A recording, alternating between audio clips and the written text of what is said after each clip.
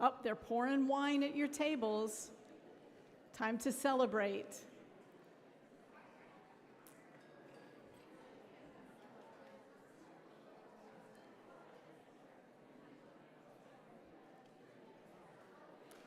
All right, I will tell you the odd-numbered tables are doing far better on seating themselves than the even-numbered tables. This is not a branch problem, it's a numbers problem.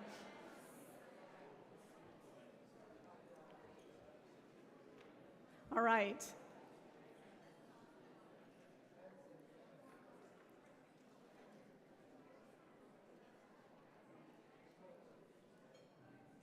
Well, I hope you're here to enjoy an incredibly historic night with us tonight. Thank you all so much for being here.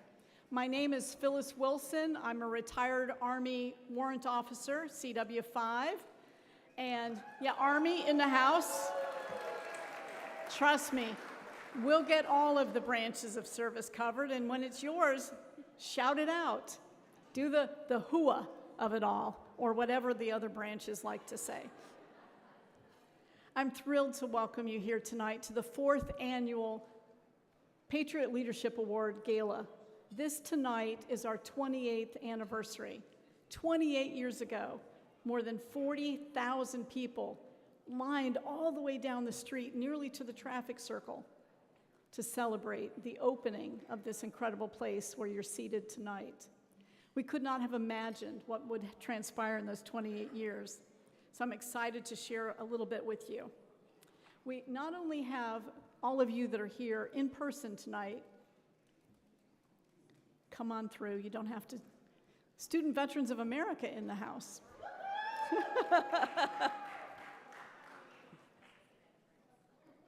That's an entrance, right? We have people that are watching us that we're live streaming because we knew we couldn't possibly fit everybody into this building tonight that wants to be part of this history. So welcome to those of you that are watching this live. Thank you for taking the time on a Saturday night. And if I'm you, I'd be in my pajamas with a bowl of popcorn watching this from home. Thank you for doing that with us. But the folks here are dressed up and they look amazing. We're so fortunate to have them.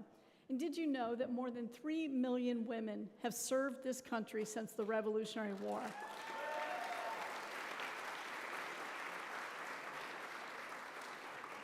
I have a couple of very quick administrative points to make before we get any further. There are restrooms down each side. In the lobby where you checked in, there's a men's and ladies' room, and down for our odd-numbered tables, if you go away from me in the direction towards the Navy exhibit, I'm giving you a chance a lot tonight to let me hear from you. There is a men's room, and a little further down is the ladies' room. Because it is a packed night and we're going to be eating throughout, I know we haven't done the benediction yet, and I'm asking for Admiral Kibben's grace yet. No, it's not time yet, ma'am. Not time yet. So we're going to ask people to go ahead and enjoy their salads even before the Admiral gives the benediction, but you will get the benediction before you get your entree. But I do need you to start eating your salads so we can be done on time. Sorry, ma'am. Sorry. I just wanted her to say it was okay to eat before the blessing. Now, before we begin tonight, there is one more thing I want to share with you. We have a golden ticket opportunity, 3 incredible, amazing prizes, and we are cutting off the sales of that at 8 p.m., which is about 15 minutes from now. There are 3 incredible prizes. The information is in your program. If any of you are interested in that, just raise your paddle. One of our staff members will come over and get your information from you before the deadline. And I can tell you, we have less than 200 tickets sold, so your odds of winning are far better than the regular lottery. The memorial on October 18th, 1997, that dedication was an historic event. At the time, it was said this building was the most important landmark for American women in the 20th century. It was the first time the contributions of American women, all American women in the military, were made visible. It was the first time the nation recognized and acknowledged our women citizens' patriotism and valor. And on that date, our nation's capital, at last, had a major monument to its women. Imagine the excitement, the anticipation. There were, as I said before, 40,000 men and women out front, from folks that had served in World War I. Imagine, they were here to see the memorial open in 1997. It was the largest gathering ever of servicewomen. One said, "I'm moved, I'm incredibly proud, and I'm home." You are here this evening because this memorial means something to you as well. Your presence signals its importance and recognizes its value and significance in gathering and telling the story of America's military women, its value and importance to women's history, to military history, and yes, to the history of our entire nation. Many, many thanks for you joining us and taking time tonight, and for your generous support of our many programs, not only financially, but your presence here means so very much to us. Tonight is another historic moment for this memorial. It is the first time in American history that every one of the nation's women four-star generals and admirals have been together in the same room.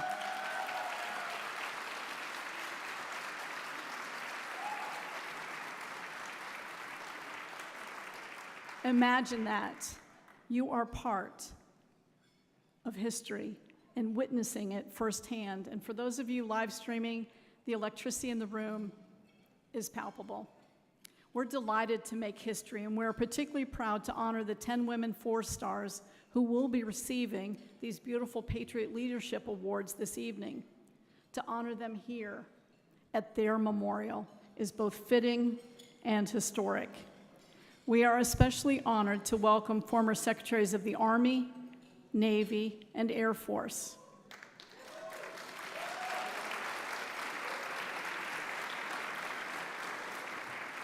The Honorable Christine Wormuth, Carlos Del Toro, and the Honorable Deborah Lee James, the 23rd Commandant of the Coast Guard, Admiral Thad Allen, as well, to help with this celebration.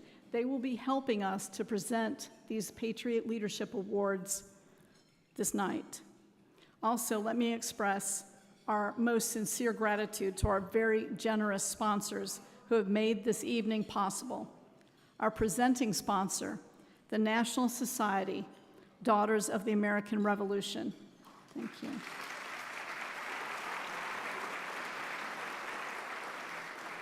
Our gold sponsors, the Pritzker Military Museum and Library, and Tri-West Healthcare Alliance. Thank you so much. Our silver sponsor, RPM International. Thank you. Our bronze sponsors, Armed Forces Mutual, the Association of the United States Army, Bank of America, Columbia Southern University, Continuing to Serve Foundation, FISERV, PenFed Foundation, and Veterans Benefit Guide. Thank you.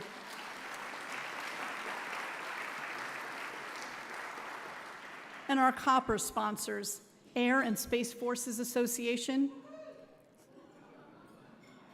There's somebody that's very excited about AFA. I got it. Comcast, the International Union of Elevator Constructors. One of those women that is here with IUEC tonight is a military veteran, and it's her first time here today at the memorial. The Cohen Group, Student Veterans of America, which you kind of already knew the way they showed up, and the United Association of Veterans in Piping. Now, you had the bagpipers. This is not the kind of piping we're talking about. This is a trade union, pipe fitters that make things happen for America. Thank you again for sponsoring us at the copper level, to all of them.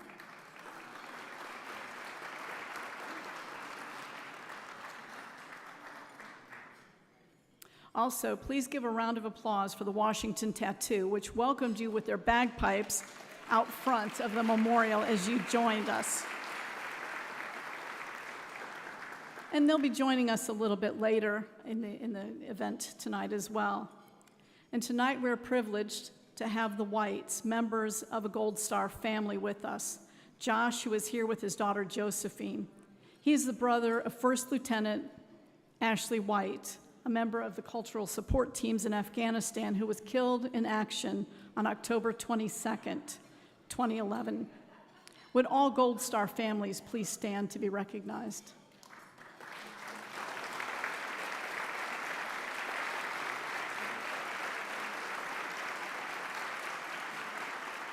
Thank you, Josh. It's hard to believe. Josh, we've known him for number of years now, and in just 4 days, it will be the anniversary of the day that Ashley White gave her life in Afghanistan for us. This was before women were permitted to serve in ground combat. She served with the Rangers, died with her fellow Rangers, and it's important that we tell these stories here at the Military Women's Memorial. Please also let me acknowledge Ambassador Lisa Gable, the Honorable Kathleen Hicks, former Deputy Secretary of Defense, the Honorable Tanya Bradshaw, former VA Deputy Secretary, retired Army General Dennis Reimer, the 33rd Chief of Staff of the Army. I like you, Tony. Keep it up, sir. And I say sir because we're retired now. He was the Sergeant Major of the Army. Retired Navy Admiral Mike Gilday, the 32nd Chief of Navy Operations, and Mrs. Gilday. Navy's in the house, I get it. The Honorable James Rodriguez, former Labor Department Assistant Secretary, Veterans Employment and Training Service.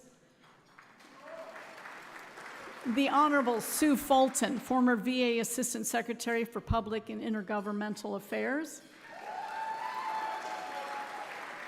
She has a fan club, apparently. She is also a class of '80 West Point. The Honorable Ravi Chowdhury, former U.S. Air Force Assistant Secretary for Energy, Installations, and Environment, and Dr. Uma Chowdhury.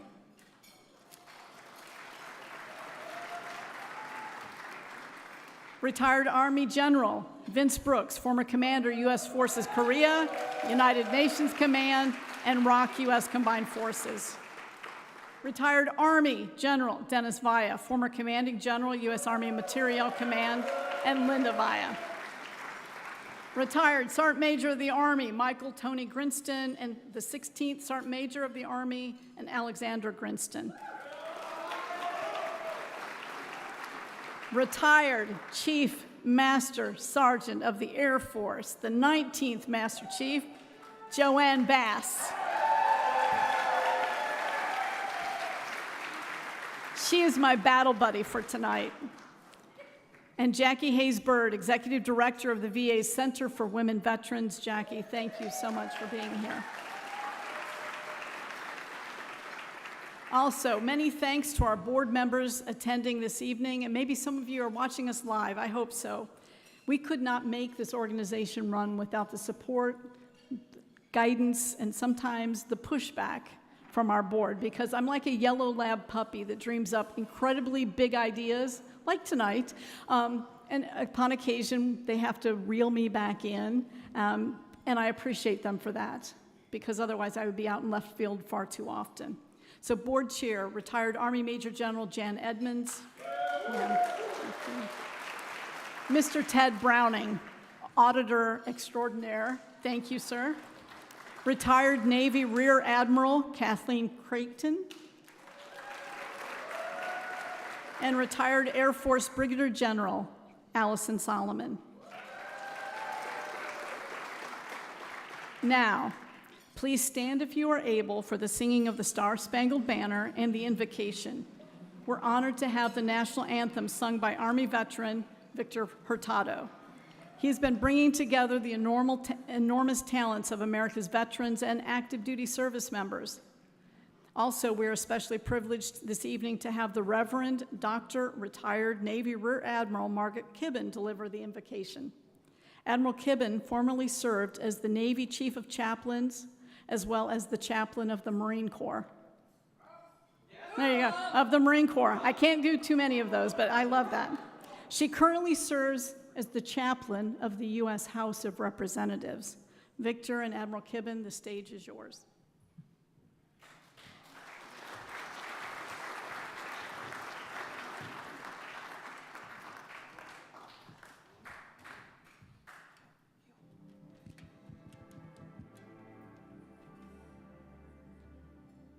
Oh, say, can you see by the dawn's early light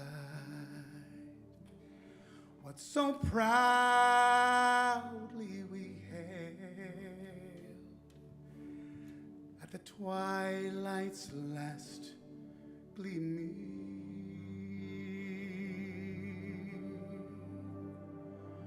whose broad stripes and bright stars through the perilous fight o'er the ramparts we watched were so gallantly streaming, and the rockets' red glare, the bombs bursting in air, gave proof through the night that our flag was still there.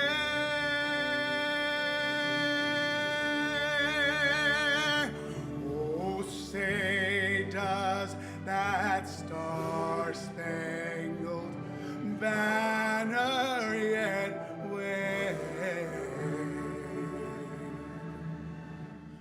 o'er the land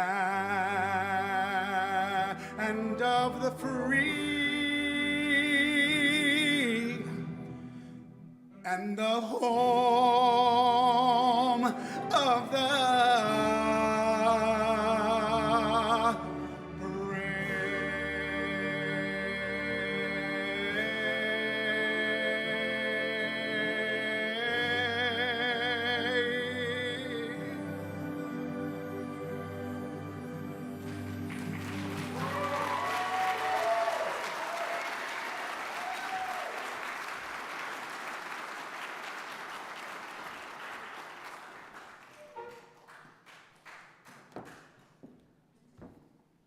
And all God's people said, Amen.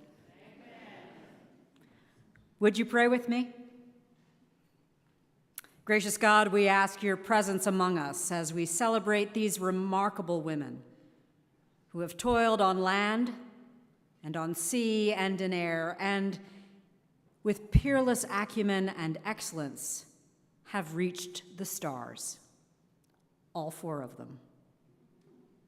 While we can't begin to tell the complex and courageous stories of these women who have left the comfort of their homes and the security of their families and nobly stepped up in defense of our country, we ask that you would hear our deepest gratitude for all their persistence and perspicacity that have earned the most powerful positions in our armed services. In these days of turmoil, remind us of our moral responsibility to acknowledge the contributions, the patriotism, and the bravery of these women whose commitment outweighed convention and surpassed all doubt in the effectiveness of their leadership.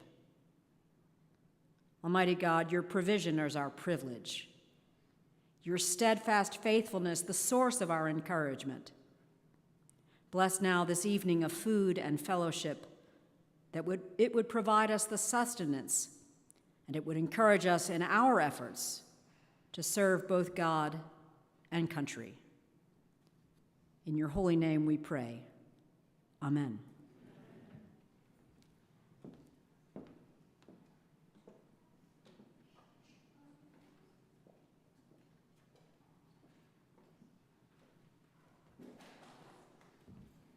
Please be seated.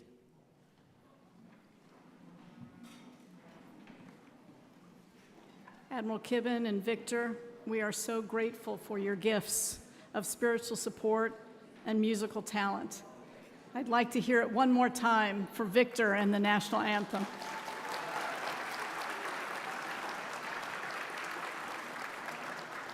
Now, as we turn to dinner, yes, the entrees are coming out. Many thanks to vintner Chris Pearman of Pearman Cellars, a veteran-owned vineyard. Chris has generously supplied the wine for tonight's dinner, so drink up. Without further delay, please enjoy your dinner, the wine, and the company of your table mates. Dinner is served. I'll return back in about 20-25 minutes. Enjoy.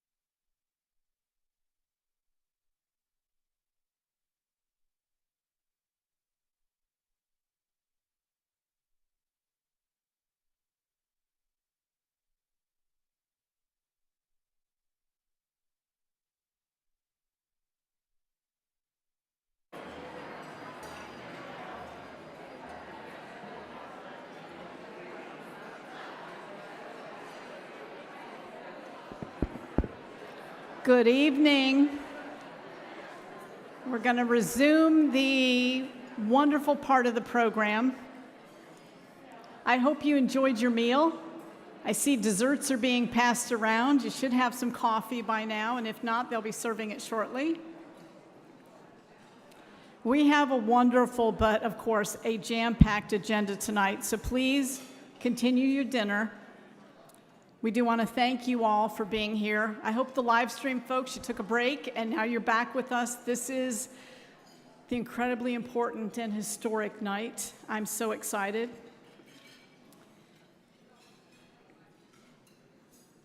Your presence here honors more than 2.5 centuries of women's service to our great nation and reflects your support here to this memorial.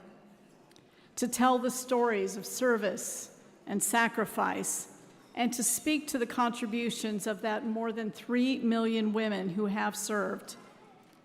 In addition to our individual stories, this memorial, this national treasure, chronicles the history of women's service, beginning with the Revolution.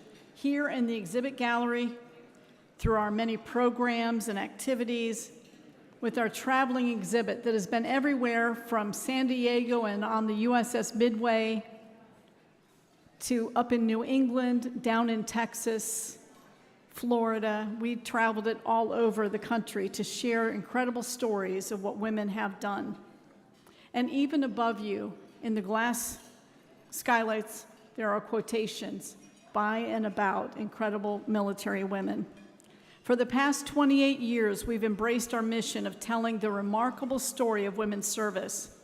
But after 28 years of history making, and with the advent of new technologies and new and innovative ways of experiencing memorials and museums, we've realized the need to re-envision, to rejuvenate, and yes, to renovate this beautiful building.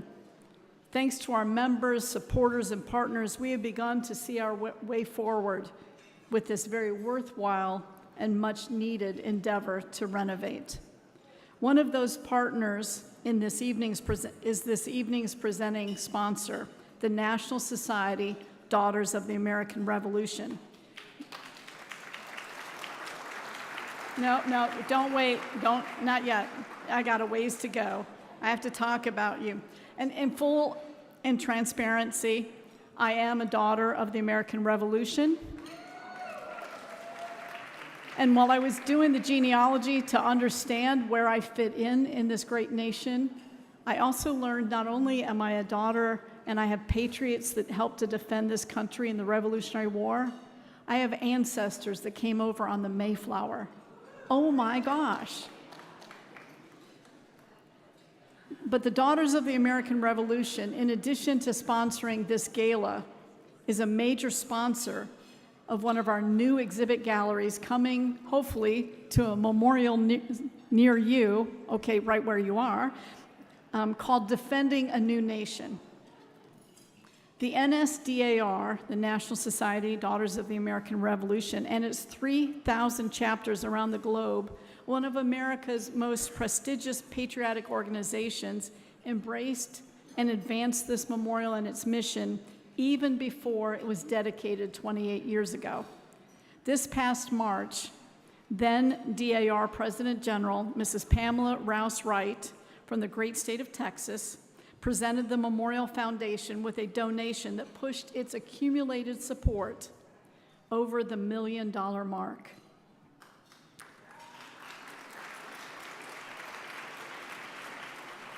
This donation was so significant, it was featured during Mrs. Wright's final Continental Congress in June. Have a look at this video.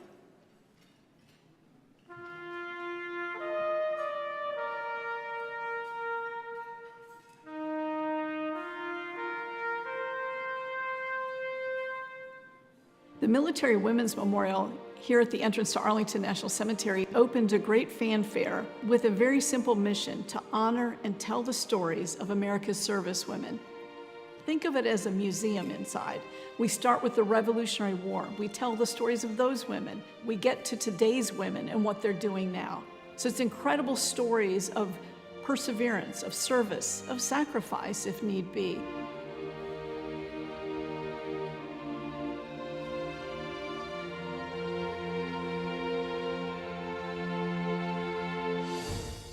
And the Daughters of the American Revolution have been one of our biggest and most long-standing supporters, with over $1 million now donated in support of the Military Women's Memorial. We could not do what we do here every day without the support of the DAR.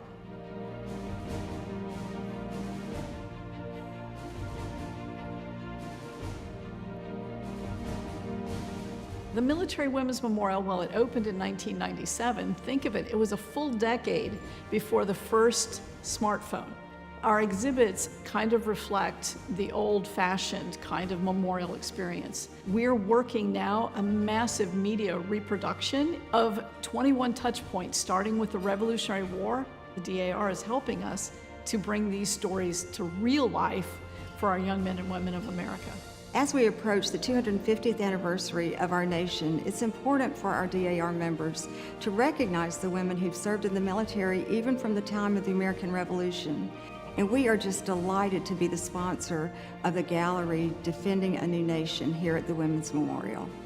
The new look that we hope to be able to open to the public in our 30th anniversary, 2027, is going to be so media and tech heavy. And it's important that however you learn, however you want to view these stories, we have a way for you to really get out of it everything that we want you to see, and to really be proud of the more than 3 million women that have served and are serving now.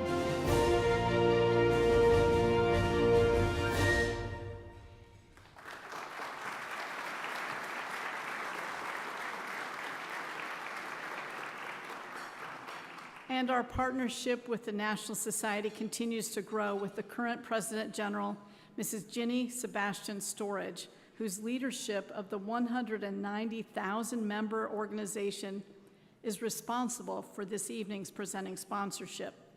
Now, Mrs. Storage was not able to be with us this evening, but she has graciously asked Mrs. Janelle Linky Mongo, the DAR's, that got somebody really excited.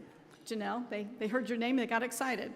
The DAR, she is the National Defense Committee National Chair. She will bring greetings. She is a 39-year life member of the DAR and a veteran of the United States Air Force. Lord. Serving from 1971 to 1977 in the Air Force Biomedical Science Corps as a dietitian. Janelle, please join me at the podium.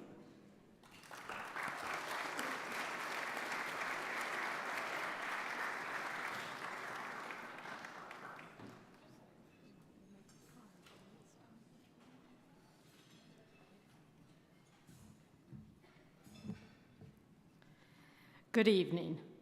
On behalf of the National Society, Daughters of the American Revolution, and President General Ginny Sebastian Storage, it is an honor to be here with you tonight to celebrate these outstanding patriots. DAR is proud to have shared close and enduring ties with the Military Women's Memorial, beginning with the memorial's establishment in 1985, and its founder, Brigadier General Wilma Vaught, who is a DAR member. The memorial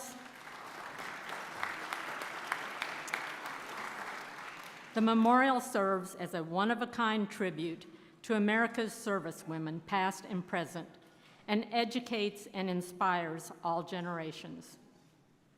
As a women's service organization dedicated to historic preservation, education, and patriotism, including support of our active duty and veterans, our organizations are closely aligned. This year, DAR members are deeply honored to reach the $1 million mark in our cumulative support of the memorial. Thank you.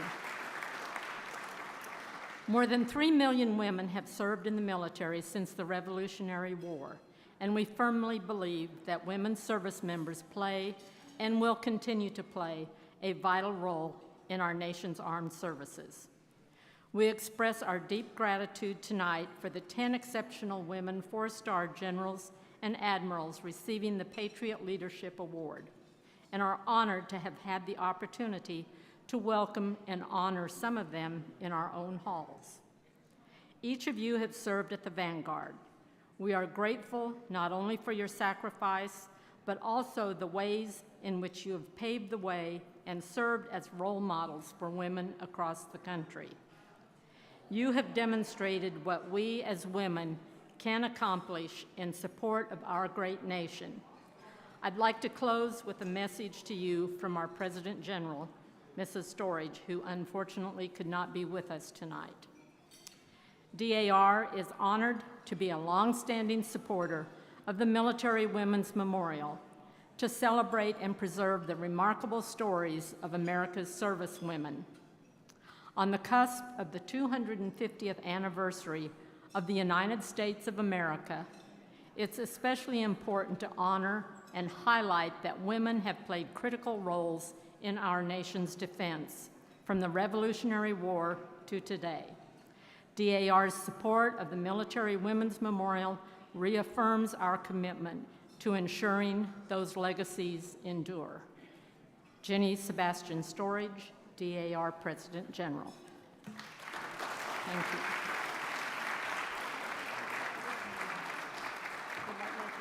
I'll try not to.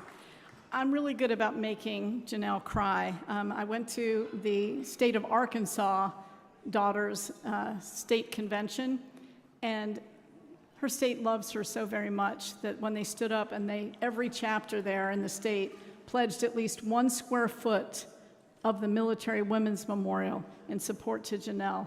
And they just set an incredible record and made her cry, made me cry.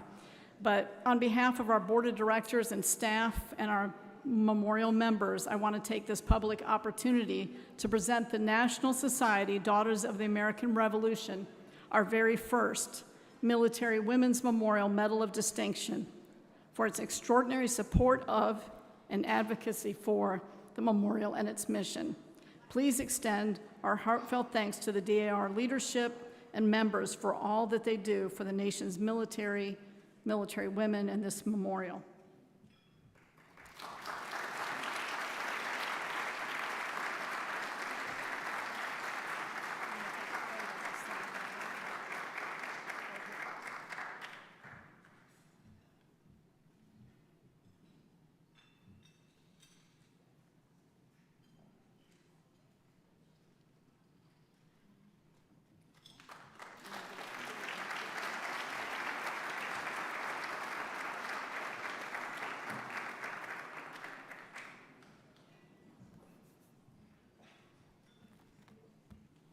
This is, of course, as we've talked about, an incredible night, a celebratory night when we come together to honor and recognize the extraordinary accomplishments of individuals whose service shines a national light on the remarkable contributions of military women.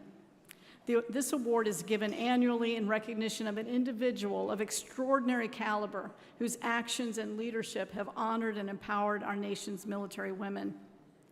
Our first 3 Patriot Leadership Award Galas honored 4 of America's outstanding veteran advocates.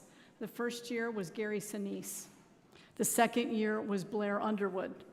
And last year was Kerry Washington and Sean Astin, 4 stars of screen and stage. And tonight at our 4th Patriot Leadership Award Gala, we're come together to again honor stars, the 10 trailblazing women who achieved the military's highest rank, 4 stars. 10 women whose vision, leadership, and service have uplifted and empowered America's military women and who embody the courage, patriotism, and commitment of all of us. Indeed, one could say quite literally, this is a star-studded gala. I know, I didn't write it, I'm just sharing it. I think with all of the men and women here that are 07s and above, it is staggering. I don't know that we've done this too many times before to have men and women of this rank all here.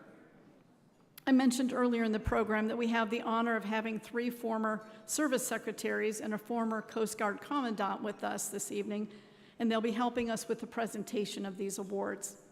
Each has generously agreed to offer greetings as I welcome them to the stage. The Honorable Christine Warmoth was sworn in as the 25th Secretary of the Army on May 27th, 2021, and served until January 2025. A trailblazer herself, she was the first woman to serve as the Army's top civilian leader.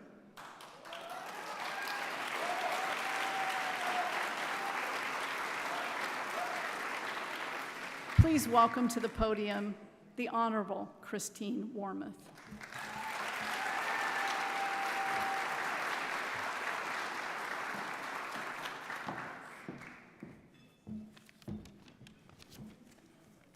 Good evening, everyone. It is truly a wonderful delight to be here tonight with all of you to honor all of these incredible women and to just honor, as Phyllis said, the fact that more than 3 million women have served in our armed forces over the course of our history, which is something that's truly remarkable.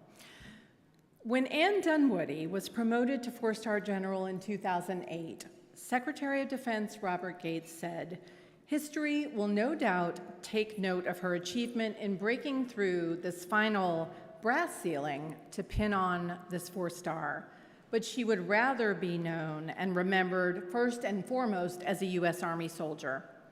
I dare say that every woman officer in the Army, and there have been quite a few now, who have been promoted to the rank of general officer, whether a brigadier or all the way up to a 4-star, feels the same way. General Dunwoody was the first woman in the entire U.S. military to achieve the rank of 4-star general.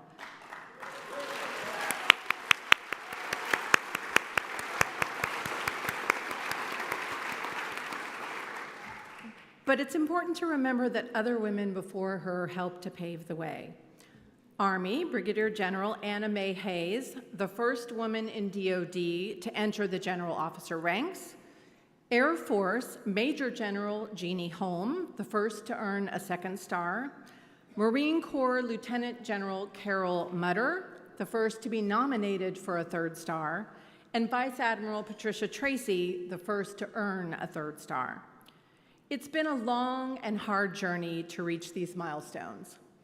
During my 30 years in the national security community, I've been fortunate to witness women in the military accomplishing several firsts: combat arms integration, more than 150 Army women now graduating from Ranger School, a woman soldier competing in the Best Ranger competition for the first time ever this year, the 3 women leaders in the room tonight serving as 4-star combatant commanders, and 2 women leading their services, the Navy, Admiral Lisa Franchetti, and the Coast Guard, Admiral Linda Fagan.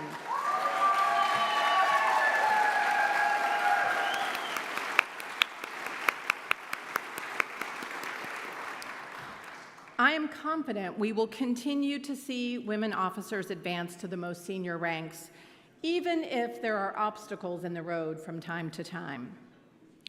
The word diversity may have become controversial, but what isn't up for debate is the fact that women make up 17% of the Army and almost 18% of the United States military overall. Without these women in uniform, all of the services would struggle to meet their recruiting targets, and we would have shortages in critical military operational specialties across the forces. And no one is better positioned to represent the perspectives and experiences of all of these women in our force than women generals and admirals, and they now have the opportunity to do so at the highest levels. The women we're celebrating tonight matter because they didn't just achieve a first or ceremonially hold a rank. They established operational credibility based on their performance, commanding demanding organizations that supported operations across the world. General Dunwoody and General Laura Richardson in the Army were well known for transforming the scrutiny they knew they were under for their entire careers into motivation for ever greater performance. They often shared that to scale the peaks, you had to persist through the stumbles in the valley. The women we celebrate tonight were trailblazers, of course, for the way they led and carried themselves, but also for the way they carried the dreams and aspirations of the tens of thousands of women who wanted to follow their path to the top of the mountain. I was privileged during my time as Army Secretary to work closely with many talented women officers at all ranks. One of those officers shared with me that during her battery commands, she would recite General Dunwoody's quote to herself, "The doors are open, but you have to prove that you belong inside." All of the women we are honoring this evening not only held the doors open for women that have come behind them, but more importantly, showed them what could be achieved once they were inside. Thanks to all of you for continuing to inspire so many women and men across our entire force.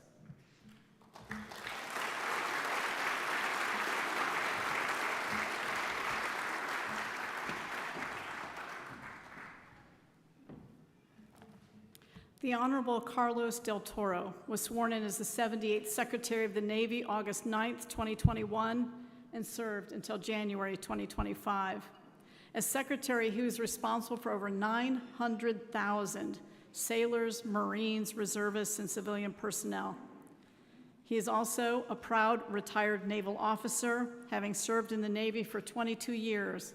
Please welcome to the podium the Honorable Carlos Del Toro.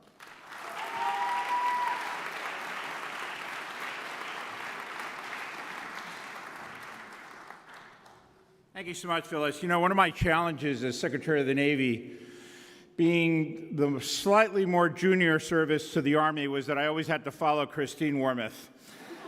And it's a tough act to follow for obvious reasons, as you saw here just now. It's a great honor for me to be here with all of you tonight. And to all the awardees tonight, my congratulations. It really is a privilege for me to be able to recognize both Admiral Michelle Howard, our prior Vice Chief of Naval Operations and Navier, and of course, Lisa Franchetti, our 33rd Chief of Naval Operations, with this award in recognition of all that they have done on behalf of our Navy and our nation. I've had the privilege of knowing Admiral Howard. Admiral Howard, where are you, ma'am? Oh, there you are, for a long, long time, because I'm much older than you are. And it has been a privilege for me as a junior officer to have watched you rise throughout the ranks while I served in the Navy and afterwards in the private sector as well, with nothing but the greatest admiration because she is a true warfighter through and through. And she has demonstrated throughout her entire career what it means to be a warfighter and to set the example for both men and women in our naval service and across the entire military. We are so proud of you tonight, and we applaud you on your accomplishments. And of course, our 33rd Chief of Naval Operations, Lisa Franchetti, who led our Navy with courage, conviction, and dedication, always, always demonstrating the finest of warfighting skills for which she was recommended by me, nominated by the Secretary of Defense and the President, and confirmed by the Senate. First and foremost, she is and always has been a true warfighter through and through, with far more experience than most in leadership positions, both in the military and especially as civilians in the Pentagon and elsewhere today. She is a brilliant strategist who always had a strong vision for training and fighting our Navy. And perhaps most important, she is a true caring leader who always puts the interests of our Navy, our nation, and our sailors before her own, also a rare treat today. I could not have been prouder to serve by her side as the 78th Secretary of the Navy, and I know that history will do her justice as the very best example of what it means to serve faithfully, honorably, and exceptionally so in our United States Navy. However, If we, all of us here tonight and elsewhere, are truly to honor them, we must never forget the injustice done to her, to Admiral Fagan, and to Vice Admiral Shoshana Chatfield, and numerous others who were perhaps forced to resign quietly, who have served so proudly throughout their careers.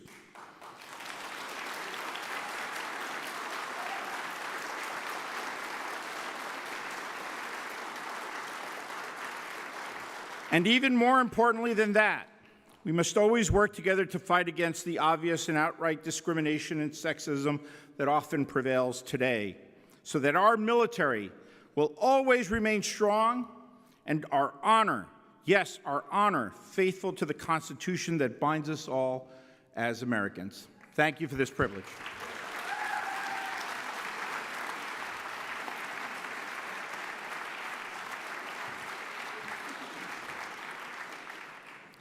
The Honorable Deborah Lee James was the 23rd Secretary of the Air Force, serving from 2013 to 2017. She is the second woman in history to lead a U.S. military service.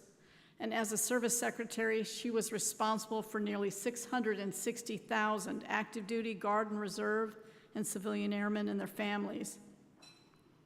Secretary James is also the board chair of the PenFed Foundation, one of this evening's sponsors. Please welcome the Honorable Deborah Lee James to the podium.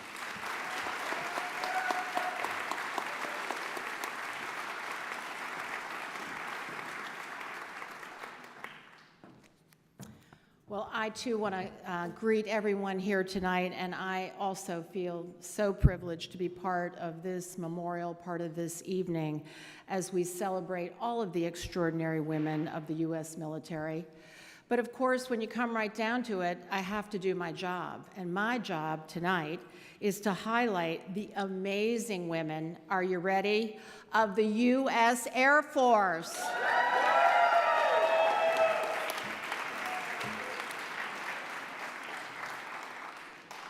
Now, when we look at the women of the U.S. Air Force, the 4 stars that we will honor shortly, and we will have much more to say about General Janet Wolfenbarger, General Lori Robinson. Come on, they deserve applause. That's good.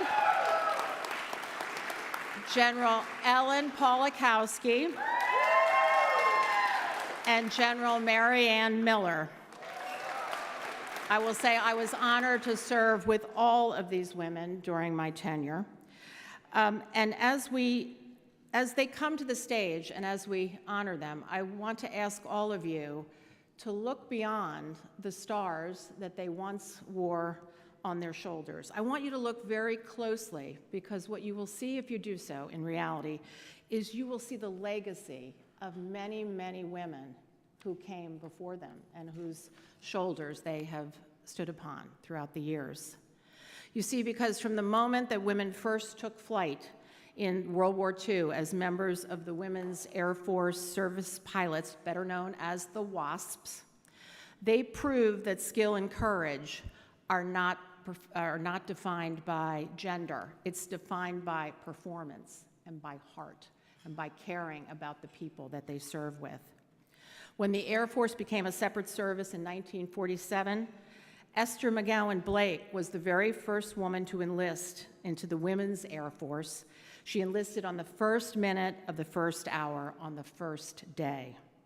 Back then, of course, women primarily served in important support roles like nursing, air traffic control, radar operations. And it took until the 1970s for women to be admitted into the regular Air Force as equal members and for their roles to gradually expand.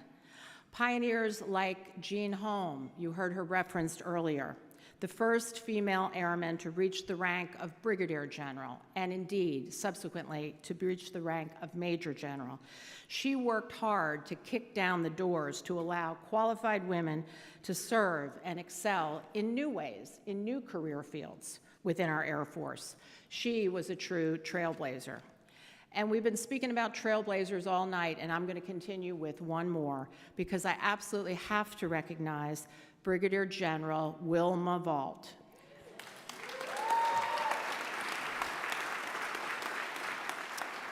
Wilma, of course, the first female airman to deploy with a bomber unit, the first to reach the rank of brigadier general from the comptroller field. And let me tell you, no one kicks down doors better than Wilma. And we better be thankful that she does it so well, because if not for her, we would not be celebrating tonight in this magnificent memorial.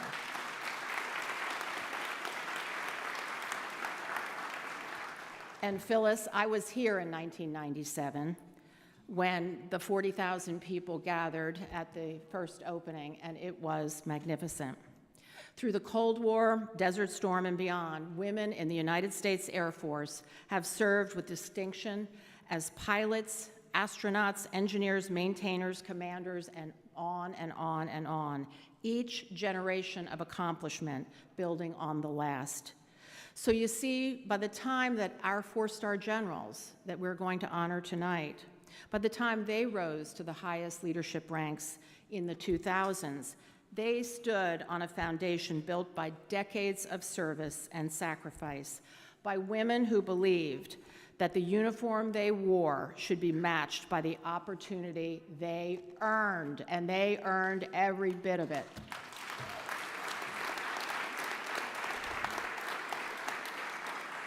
Now, I look around the room and I see younger women. I see women who may be considering, girls who may be considering the United States Air Force, the U.S. military in the future. And so to those young women looking up at the night sky tonight, wondering how far they can go, let the leaders that we honor tonight be your answer, because there is no limit, there is no ceiling, no finish line. There's only the horizon waiting for you to reach it.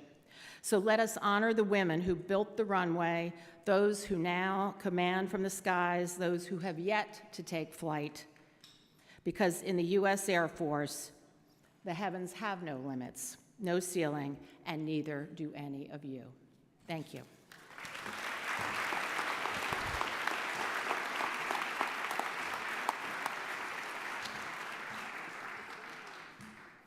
Admiral Thad Allen served as the 23rd Commandant of the Coast Guard from May 2006 till May 2010.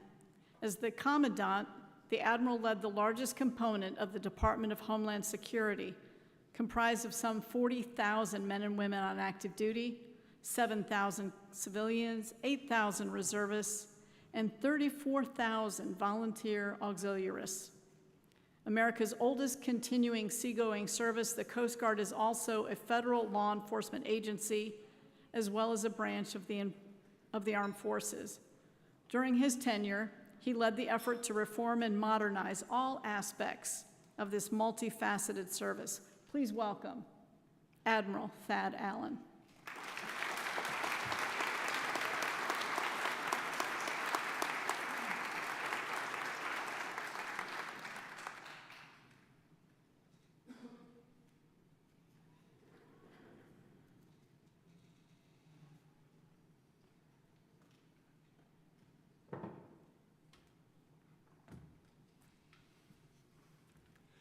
Thank you all very much. Let me start by offering the best wishes of my wife, Pam. She's been on her feet all day. I'll let you work that one out.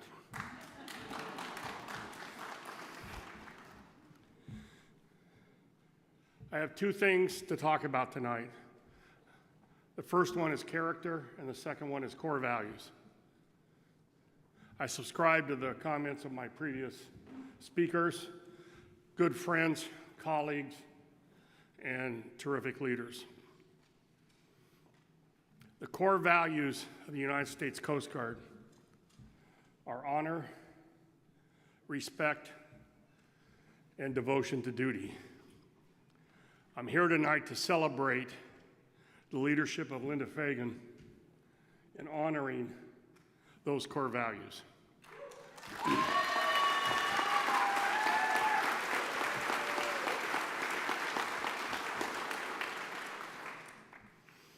I describe our core values as concentric circles. Honor in the center. That's the compact you make with yourself and how you're going to comport yourself, how you're going to live your life, and how you're going to act. Respect is a compact you make with the people you serve with. Those have dedicated their lives, much sacrifice for their families, to be part of a team that this country can be extraordinarily proud of. Devotion to duty, the third core value, is a compact you make with your country and how you will serve selflessly, defending the Constitution.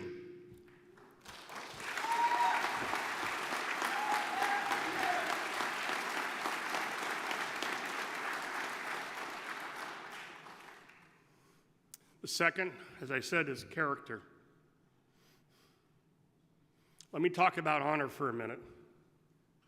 A scarce commodity in this town. Honor is demonstrating through your behavior and your actions the content of your character. No one can take your honor away from you, but you can give it away. Linda Fagan has not given it away. Thank you.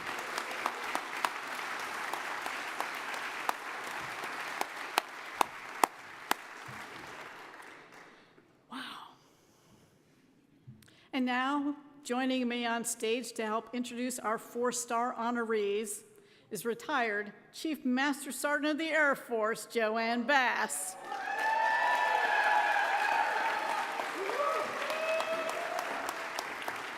Come on down.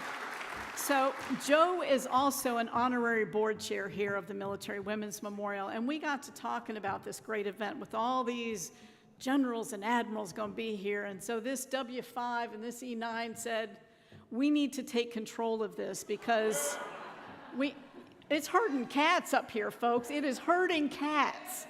So we decided the two of us together could make this really exciting. And what I didn't realize when I invited the 10 women to come and be part of this incredible celebration tonight, how did I not know after 37 years in the Army that 5 of the 10 4-stars are Air Force?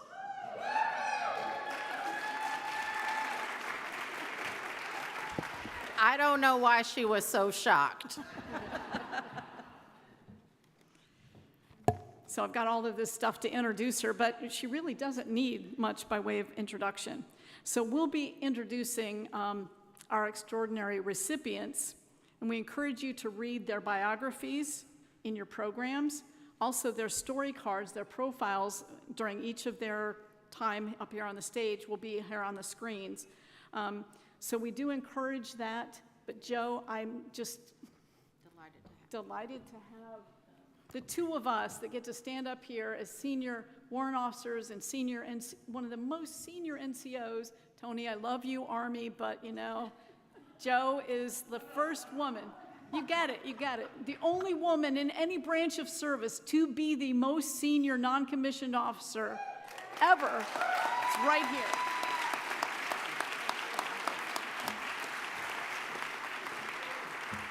So I had a lot to say about each of our award recipients. I'm going to cut my time down because each of the award recipients are also going to speak. And honestly, part of tonight is a fundraiser, and I want to get to that too. So our first Patriot Leadership Award recipient, we're doing it in order of when they received 4 stars. We're starting with General Ann Dunwoody of the United States Army.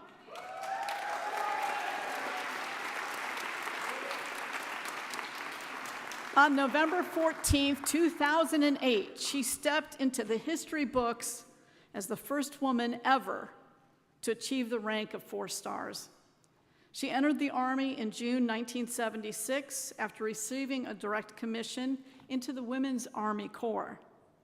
I could go through all of what she's done, but I'm just going to cut to the chase. It is my distinct honor to invite General Dunwoody to the stage to accept the Military Women's Memorial 2025 Patriot Leadership Award and to give remarks. Ma'am.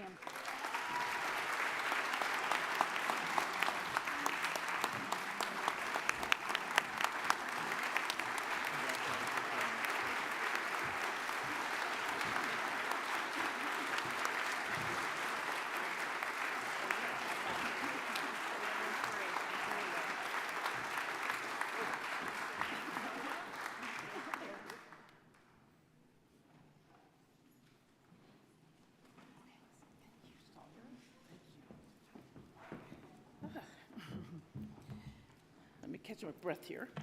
First, thank all of you for being here. You truly honor us with your presence and your words of wisdom. So thank you.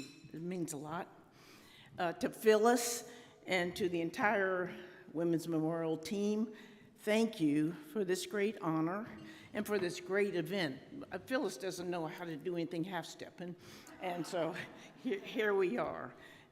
And we were laughing during the photo shoot before the reception, and we're all thinking about when we were on active duty, and you had an aide, you had an XO, you had a speechwriter, you had a telephone guy, you had, all these people, and then you retire, and your husband becomes that one person. He becomes all-powerful and all-knowing, except where I missed the spot, and he did too, about he was supposed to make remarks. So here I am. As I was thinking back, when I was nominated for 4 stars, and something I never expected, I remember asking my husband, God, in your wildest dreams, did you ever expect that I would be a 4-star general? And he looks up from the newspaper and he said, honey, you've never been in my wildest dreams.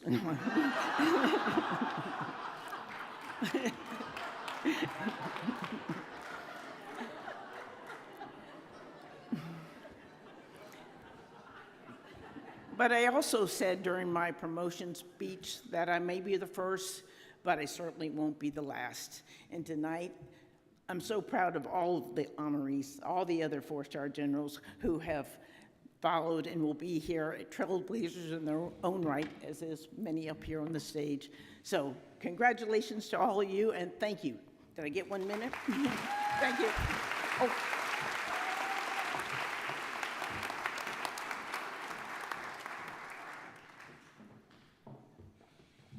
Good evening. Oh, y'all can do better than that. Good evening.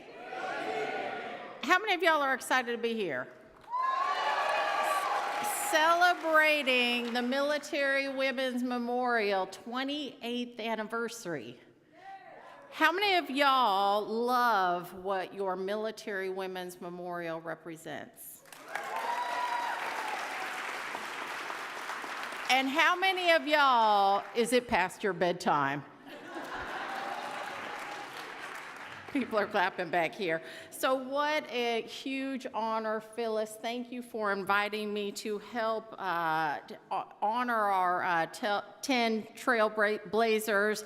Thank you for allowing me this opportunity to celebrate these amazing leaders who achieved the highest military rank that they could.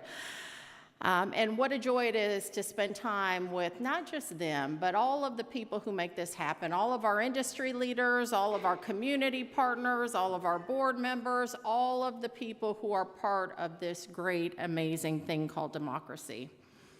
Like many of you, and to include our 10 leaders that we're going to honor, I've spent a whole lot of time sitting in the rooms with our sister services. And I've heard all the Air Force jokes that I could ever get. And Phyllis, you asked about this, but I remember sitting in the room with Sergeant Major of the Army Grinston, and the jokes start flowing on, hey Joe, we say hooah. And the Navy says hooyah. And the Marine Corps says hoorah. And they said, what do you say, Joe, for? And we take all the jokes we can, but every single one of your services, you send your children to join the United States Air Force. And so I digress a little bit. Let me get on with it. On June 5th of 2012, General Janet Wolfenbarger became the first woman in the history of the Air Force and the second in U.S. history to achieve the rank of 4 stars. The daughter of an Air Force pilot, she was a member of the first class of women at the Air Force Academy, graduating in 1980 as a second lieutenant. You can read a whole lot more about the amazing accomplishments of our dear general, but it is my distinct honor to invite General Wolfenbarger up here to the stage to accept her Military Women Memorial 2025 Patriot Leadership Award and to provide some remarks. General.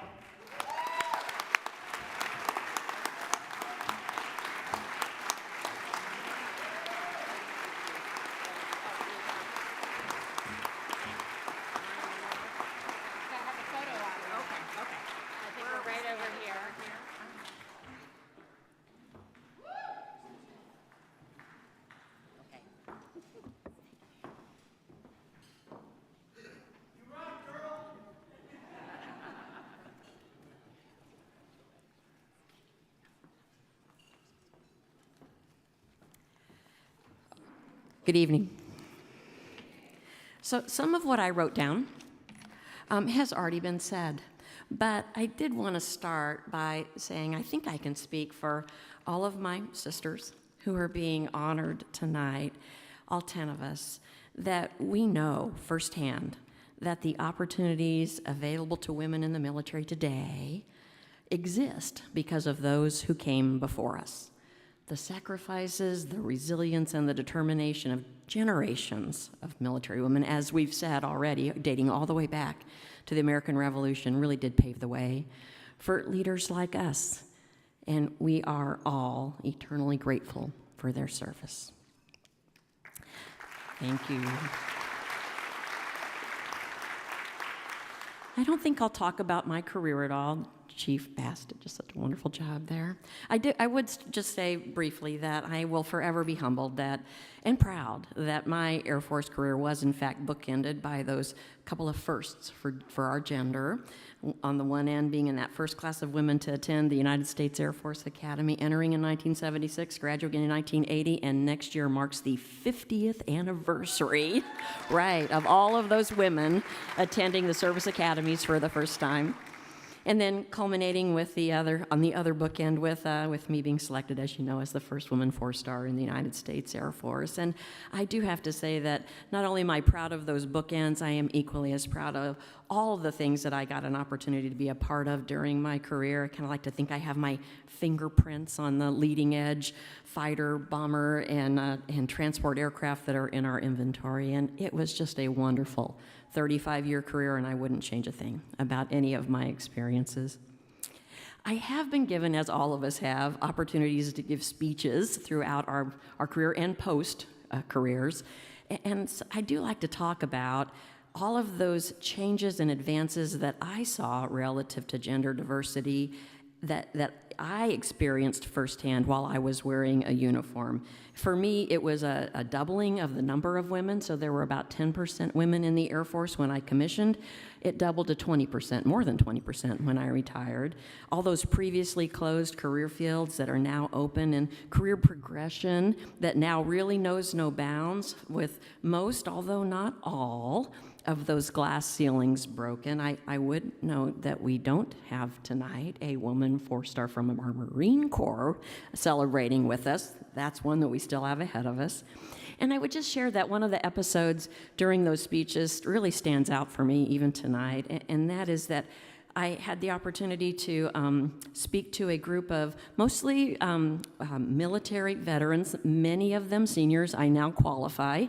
And when I did, I shared with them that when I first arrived at the Air Force Academy, there was still an executive order on the books that gave the services permission to discharge a woman if she became pregnant or gave birth to a child. And I will never forget the number of women who came up to me after my speech to tell me that they had experienced those involuntary discharges and how they were forced to abandon their military careers because they also wanted a family. And that brings me to what I really want to conclude with, which is why WIMS's mission is so important. We need to share and honor those stories. They remind us of how far we've come and inspire the next generation to continue pushing boundaries. Preserving our history matters. When future generations of military women look back, they need to see the path that was forged for them, the struggles that were overcome, and the incredible achievements that were made possible by those who served before them. So I'll close by saying thank you to this awesome organization called WMSA. First, for this prestigious honor tonight that I will always treasure. And second, and more importantly, really, is for all of their tireless efforts to preserve and honor the legacy of all women who have chosen to serve their country. Every woman's service story is different, and yet all of them contribute to that same legacy.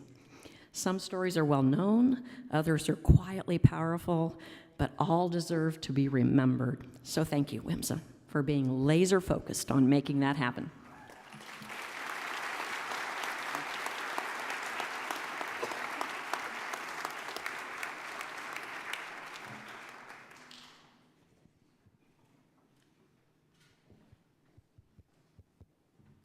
This is my last presentation for a little while, I think, because there's a whole slew of Air Force coming after this next one. What can I say?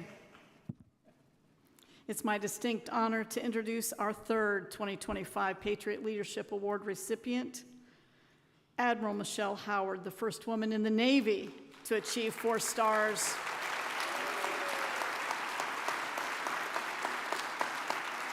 A 1982 graduate of the Naval Academy, she lost no time making her way aboard ship with service aboard the USS Hunley and USS Lexington. I could list all of her assignments. Ma'am, I'm not going to do that. I do think this one's pretty cool.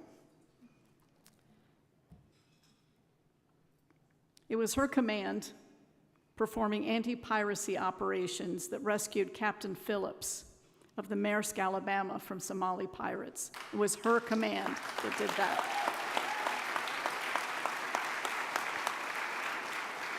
Admiral Howard has served as the 38th Vice Chief of Naval Operations and ended her 35-year career as the commander of naval forces in Europe and Africa.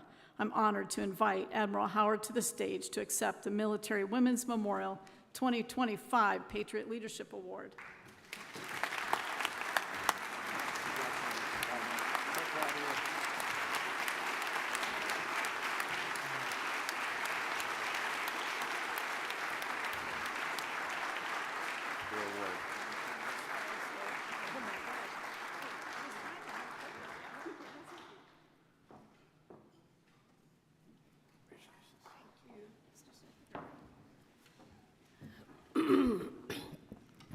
Oh my goodness, how can I possibly fail with so many honorables and a commandant who's got my back?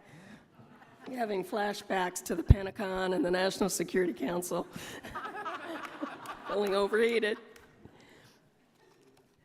So, Phyllis, thank you so much for this honor and for WMSA for taking the time.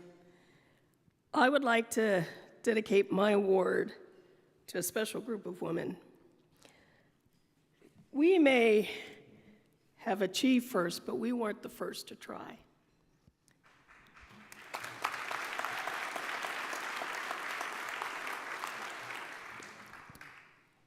I am the daughter of a Master Sergeant, Air Force Master Sergeant. So I would like to recognize the enlisted women tonight. And I am proud to remind you that it is the Navy, yes, the old-fashioned Navy, who was the first service to enlist women into the reserves. So over a century ago, on the eve of World War I, Congress authorized reservists into the Navy. It was a Secretary of the Navy, Joseph East Daniels, who asked his lawyers, does the law require that they be men? And they said no. And he said, we're bringing them in.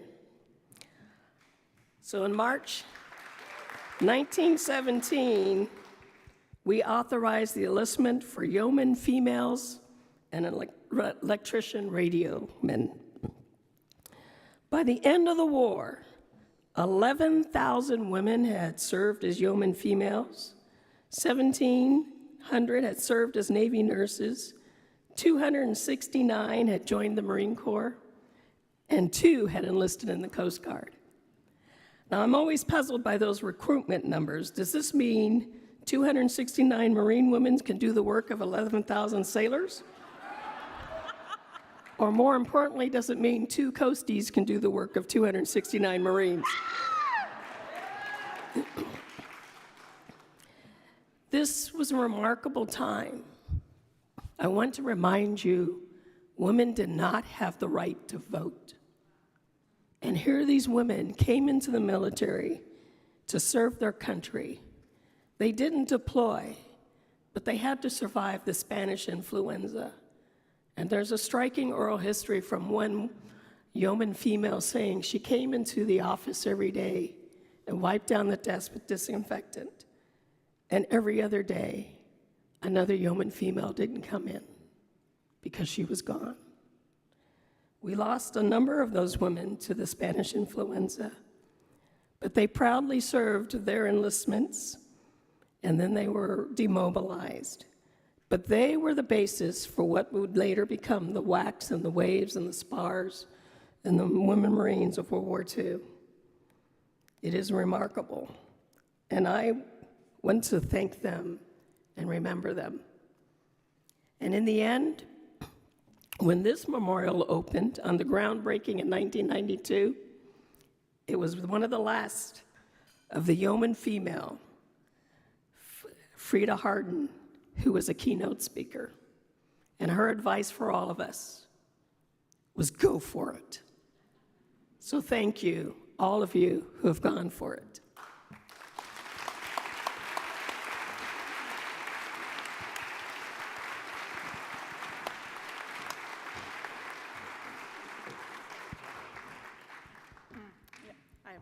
One more thing. We're going to hold 3 toasts tonight, and while we talked about the Marines and we do not yet have a 4-star, we do have a Marine, Lieutenant General Lori Reynolds, that will offer the first toast.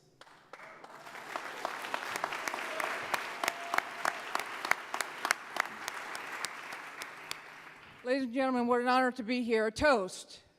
Some people will spend their whole lives wondering if they've made a difference, but it's clear that these women don't have to wonder because they forged ahead and they broke path and glass ceiling when many said it couldn't and perhaps shouldn't be done. Ladies and gentlemen, toast to these visionary women. Here.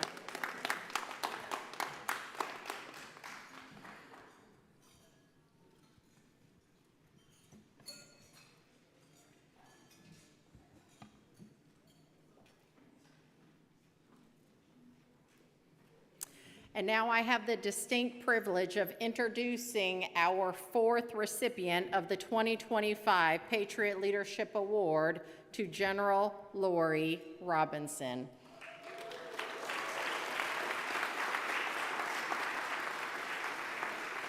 General Robinson pinned on her 4th star on October 16, 2014, becoming the 4th woman in U.S. history to achieve that rank.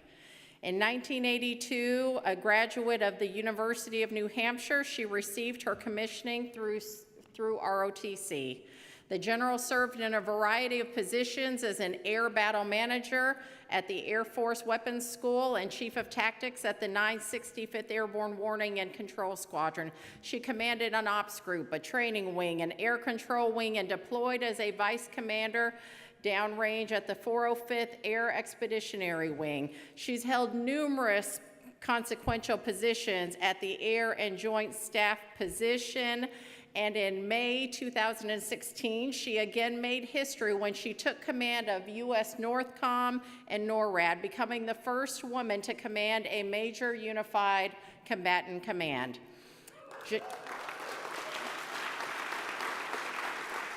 General Robinson retired in June of 2018 after 36 years of service, and I am privileged to welcome to the stage General Lori Robinson to accept her prestigious award.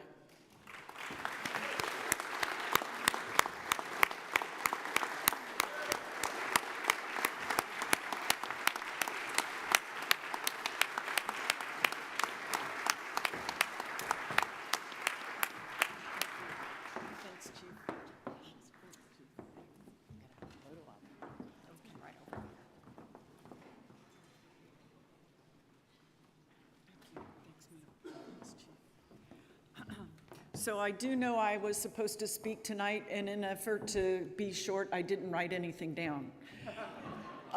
First of all, I'd like to say thank you, Phyllis. Thanks, Chief, for everything, and the entire team that put this together.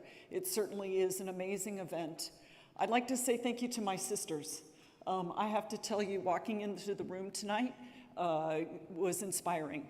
To see everybody that's done what they've done, most importantly, to see what they continue to do in the love of our nation and supporting our Constitution. And I'm so grateful to have had the privilege to work with them. I'm humbled and honored to be standing up here, but while I know I wouldn't be here without being on the shoulders of giants, I wouldn't be here without my family, and my husband, and everybody, whether your spouse, your family, your friends, it's those people that helped me during those times when I really needed somebody to talk to. It's those folks that watched everything that I did and helped every single day. So David, on behalf of me, and I want to say thank you to all the families that are here and all the friends that are here. You raised us up and you helped us. And it wasn't for you, I know I wouldn't be the human being that I am today, and I wouldn't have done the things that I did. So thank you very much. And to all the secretaries, thank you.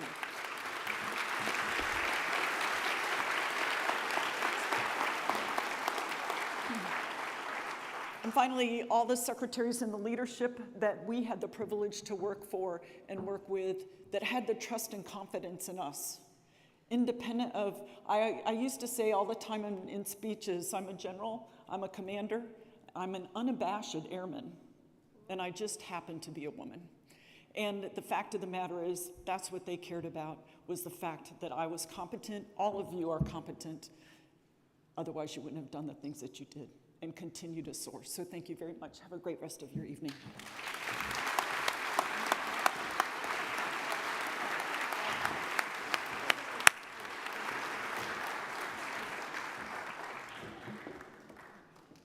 Thank you, General Robinson. Speaking of our families who make this all possible, if you're a family member, please stand up so we can honor you and recognize you. Thank you.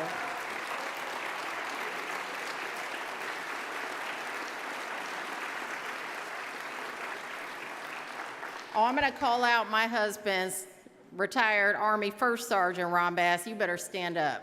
Okay, good, good, good. I married Army, y'all.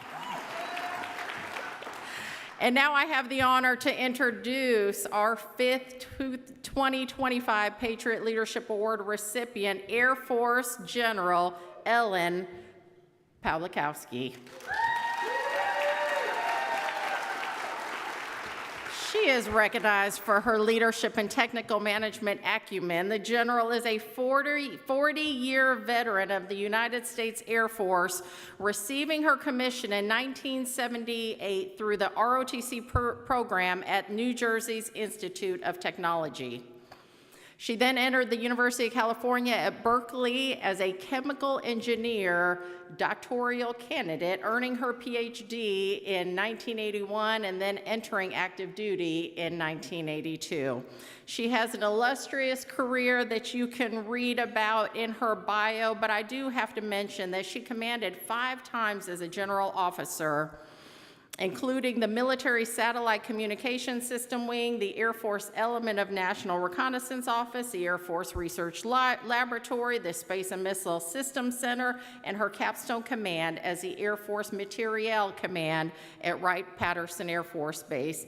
And there she was responsible for over 80,000 people. She told me to get on with it. It is my honor to welcome to this stage General Ellen Pawlikowski to accept her award.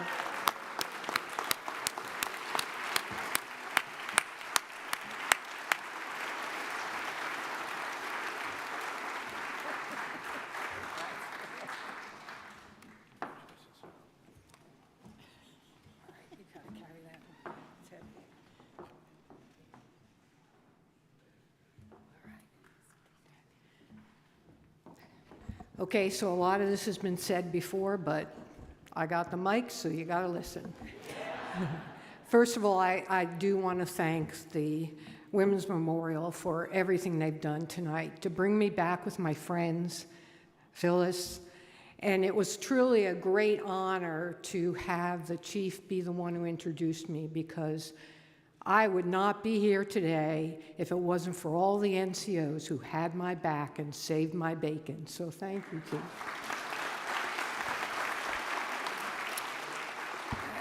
But I have to say, I can't accept this award tonight, at least not for myself. But I can accept it for Margaret Colburn, who manned the guns in the War for Independence without being allowed to wear a uniform or get a salary. And for the women of the Women's Air Service that Secretary James brought up, who defined the term the right stuff long before the Mercury 7 astronauts were around, but went home without even change for bus fare. Or women like my personal hero, General Wilma Vaught, who served in Vietnam and in the Cold War and gave up, as Janet pointed out, the right to bear a child so that she could continue to serve and retire with honor in our Air Force. And then, certainly not finally, but most important to those of us that are in this room, those 40,000 women that went to war in non-combat jobs during Desert Storm, who fought and died alongside those combat officers. If it wasn't for their courage, for their competence, and their commitment, none of us would be here tonight. And to be able to stand up here and say that I had the privilege, the ultimate privilege for an airman is to be able to lead other soldiers, sailors, airmen, Marines, and Coast Guardsmen, and to be called general and to be called grandma. Thank you.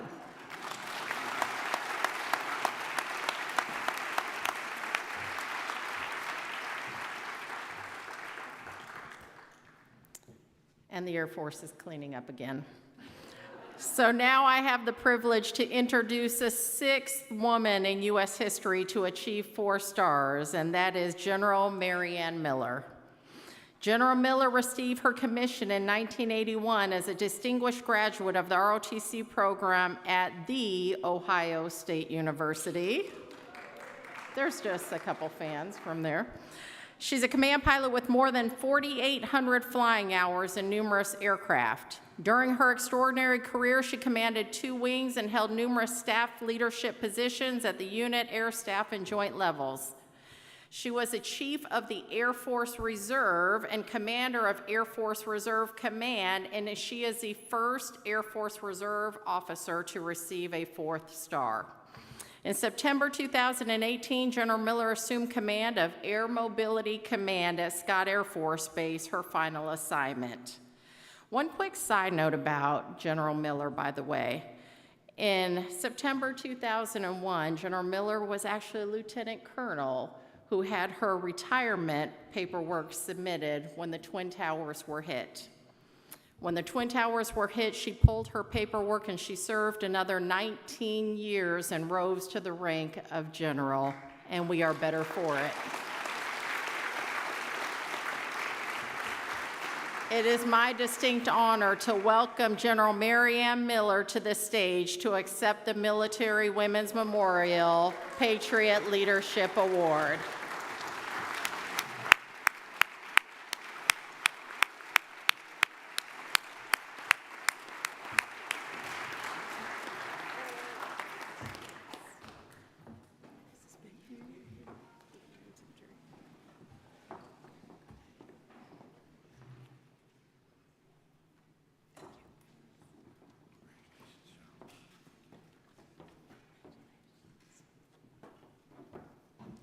Well, what an amazing evening in such an inspiring location. This This location should give us pause to think about all the women who have sacrificed so much, given up families, just given up so much to help defend this country. The commitment, the patriotism of all the women and their experiences are something that we should spend some time. I've not spent enough time here. I need to come back and I need to really absorb just all the experiences that our young women have had over the years and have done so much for this country. The stories here reveal the patriotism, the commitment, and the aspiration to serve this country with honor and conviction. I want to thank everyone this evening for this award. Phyllis, thank you for you and your team and the board. This award is a beautiful tribute to the people who have helped to shape our lives and to guide our paths. For my parents, who are my stalwart character builders and the foundation for my path, to my commanders and fellow wingmen who kept me in the straight and narrow through the adventures, the struggles, the long days, the short nights, living the duty that we loved and that we cherished. I was 22 years old, a brand new second lieutenant, first week at pilot training, and I was so homesick, I couldn't stand it. I was talking to my mom and dad in the hallway phone in the officers' quarters when I heard my mom tell my dad how homesick I was and that I wanted to quit. My dad then gets to the phone and very quickly says, "Well, I'll come and get you. I'll leave tomorrow and I'll be there in a few days and then we can figure out what's next." I said, "No way, I'm not quitting. I just miss you guys. This is all about missing you guys. This is not about quitting." My parents were so smart. They knew I wouldn't quit. They just had to snap me out of my pity party at the time. Ted and Betty Miller taught me to be strong, yet to view each job with thoughtfulness, grace, forgiveness, and understanding, that I should take each position with humility and not be narrow, haughty, or overbearing, that no one be less good for having come within my influence, no one less pure, less true, less kind, less noble, for having been a fellow traveler in our journey in this life. By their example, my parents taught me that we are here to serve and not to be served. What a tremendous blessing it is to share this stage with leaders that I admire and I've learned from so much over the years. I'm grateful for your wise example. I cherish the incredible men and women that I've had the pleasure to serve with, and I pray for them and their success of their missions every day. Thank you for the privilege of receiving this award. I'm extremely honored. Thank you.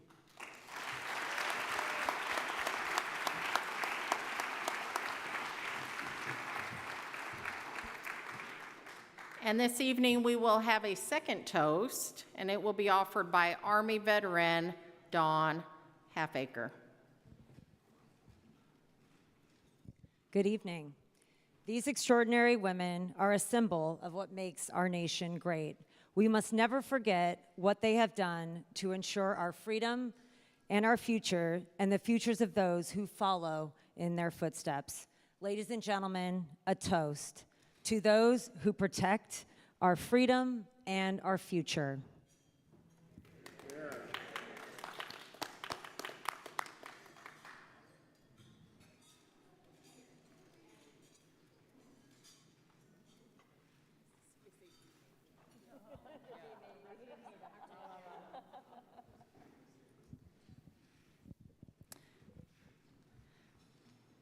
Ladies and gentlemen, it is my distinct honor to recognize our 7th woman to join the rank of 4 stars, and that is General Jackie Van Ovost.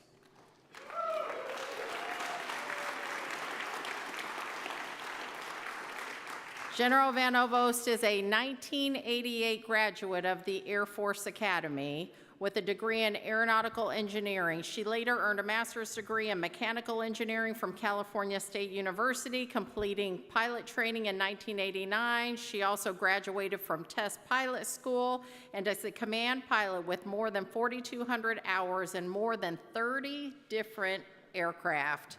She also served as a test pilot instructor.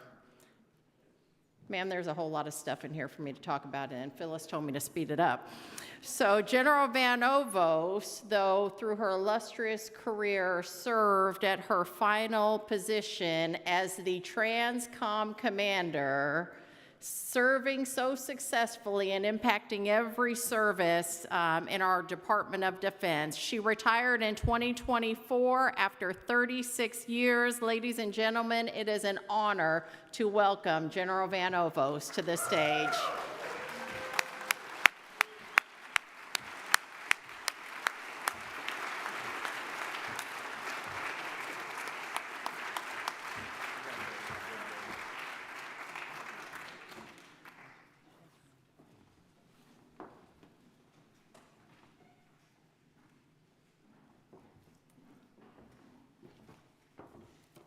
Thanks, Chief.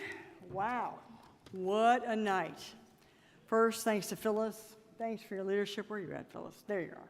Thanks for your leadership and for stewarding this sacred space, the Military Women's Memorial. Its mission to educate, inspire, and remember is not just noble. It's essential. General Wilmenvot saw that very clearly in 1987, and it resonates even more today. Yeah. Some thanks are in order, as I say, we don't get here alone, to my mentors, both women and men, who challenged me, who guided me, and really showed me what was possible. So I want to say thank you to them. And to those who came before us and broke those barriers with quiet courage. You lit the path. And to my husband and my family who've walked every step of this journey with me, your love is my foundation. So, standing here tonight amongst this extraordinary group of women, I'm reminded that rank was never the destination. It was a responsibility that we chose to bear. Leadership is a privilege, honed through challenge, tempered by humility, and measured in trust. It is built over time through decisions made, people empowered, and missions accomplished, not just for today, but for tomorrow. Each woman honored here tonight earned her place through excellence, resilience, and service. These are not symbolic achievements. They are strategic ones. The military is stronger, more agile, more capable because of the leadership represented in this room.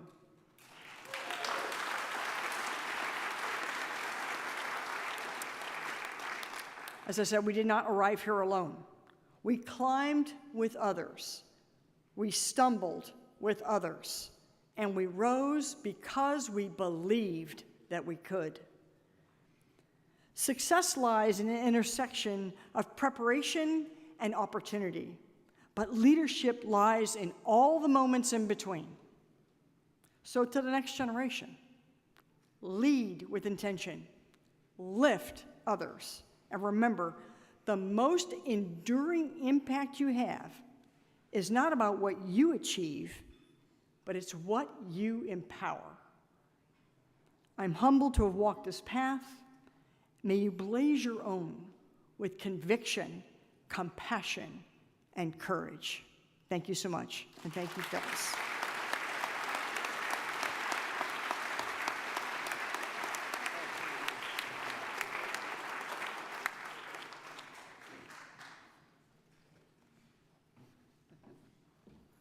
I was getting used to it being the Joe Bass show. So, yeah, I forgot. It's time now. The next three are not Air Force. How about that? But congratulations. And these stories that are being shared, I'm telling you, it is so important. And I don't know if the camera can share this. This medallion that I'm wearing has the Military Women's Memorial on it. This is General Vaught's. She wore this for years and years, almost every day. And after about 2 years of me being the president, one day she took it off from around her neck and she put it over my head and just patted my shoulder and said, "You've got it." So it's kind of that go for it from the World War I women, go for it. And I always wear this whenever I do. It keeps me mindful. And I always imagine General Vaught is 95 years old now, and I can't let her down. So it's important that we all know who we're doing our work for, and part of it is for General Vaught.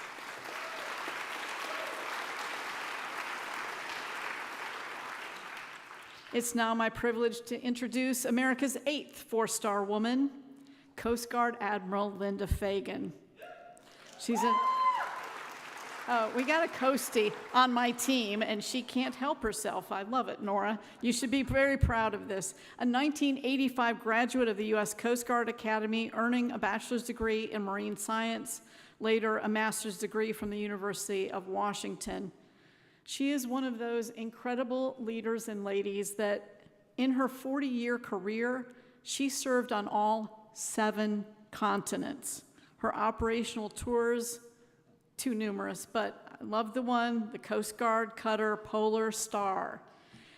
She had so many assignments everywhere she went, but in June of 2021, she was sworn in as the Coast Guard's Vice Commandant. And 1 year later, on June 1st, and we were doing a happy dance here in the memorial, she became the Commandant of the Coast Guard. The very next day, there was a World War II Coast Guard spar, Semper Paratus, always ready, who came to visit the memorial. She had been privy to watching Admiral Fagan become the Commandant of the Coast Guard. Now you can imagine, this is a World War II woman that she could only serve for the duration of the war plus 6 months and go home.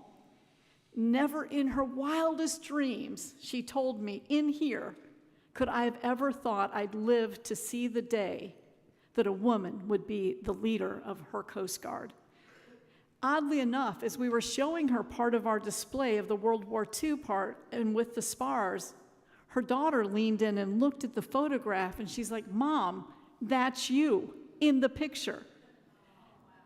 She had no idea. It brought her to tears, and for anybody that knows me, I'm an easy cry. Oh yes, I cried. She had no idea for over 25 years her picture had been part of the storytelling experience here at the Military Women's Memorial. So thank God, ma'am, you became the Commandant. She came to see it, and then she saw her memorial and realized her story was part of what we tell here every day. It's stunning what we get to do here.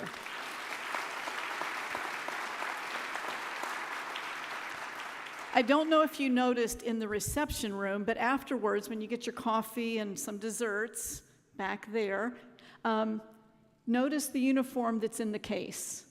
In July of this year, on the 44th anniversary of the day Admiral Fagan stepped onto the Coast Guard Academy grounds, she did a retirement ceremony here and she presented that uniform to us. It's in a case here, and it's one of these incredible stories that must be uplifted, told, and shared. We are so honored to invite to the stage Admiral Linda Fagan to accept the Military Women's Memorial 2025 Patriot Leadership Award.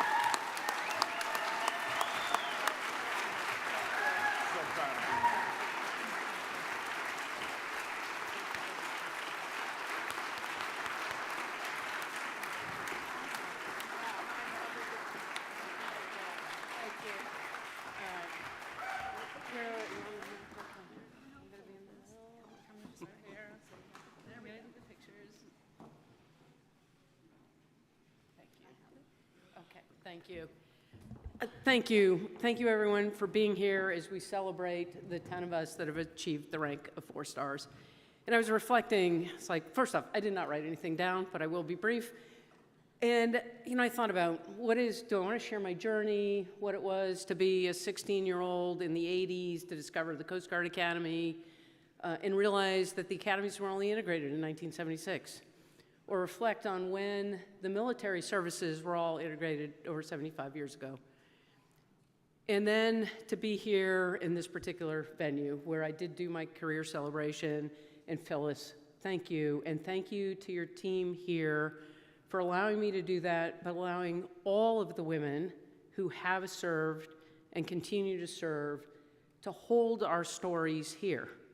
Our history, her history, is so important. If not for this institution, it would be silenced. And so thank you for all that you do. So Admiral Thad Allen.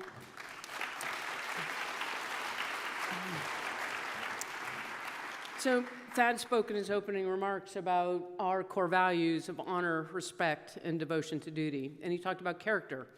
And we talk about building leaders of character in the organization. And I have lived those values every day that I've been in uniform, 44 years from the time I stepped foot into the Coast Guard Academy. But what I think I want to touch on briefly here tonight is courage. And we've heard a couple of people speak about courage. Courage of the women who served before us in all of the nation's wars. Courage of the women who are currently in uniform as they face the challenges of what it means to serve and to serve honorably and to bring their authentic selves to work and to lead and achieve the potential that this country and that the military has to offer. Courage. And so my ask of each of us in this room, and we're all here for similar reasons, right? You know, we believe in our democracy, we believe in the country, believe in the military. Courage. Courage to stand for the principles of democracy and decency and humanity. Because our humanity binds us far more than it divides us. And we need to find that common ground as we move forward as a nation. And our military has always upheld those principles as we've set standards for the country and move forward. And so my ask is we find courage and humanity as we continue to make this country a great democracy. Thank you, and I really appreciate the recognition. Thank you.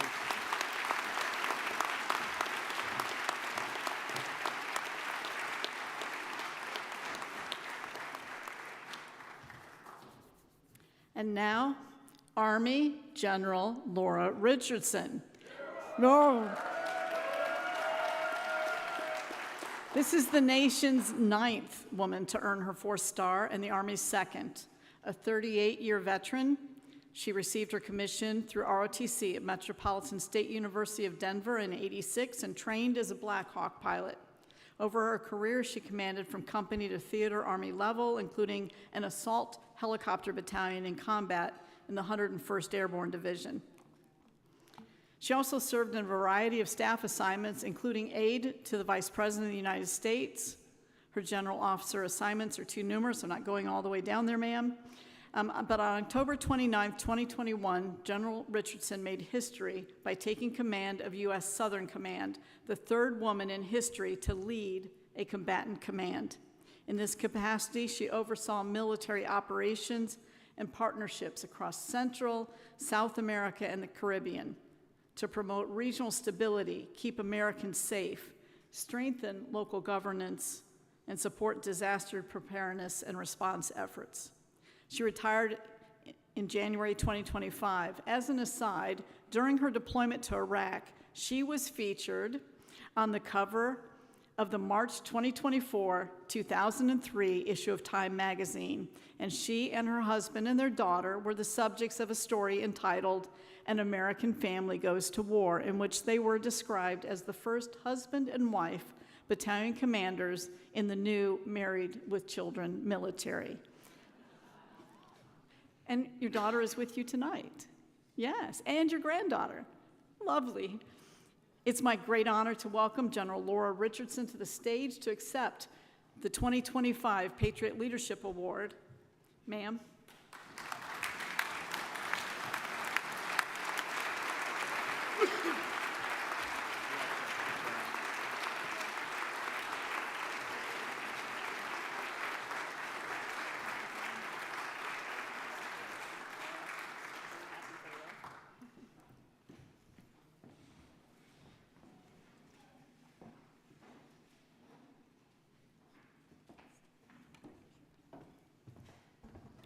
Well, good evening, everyone.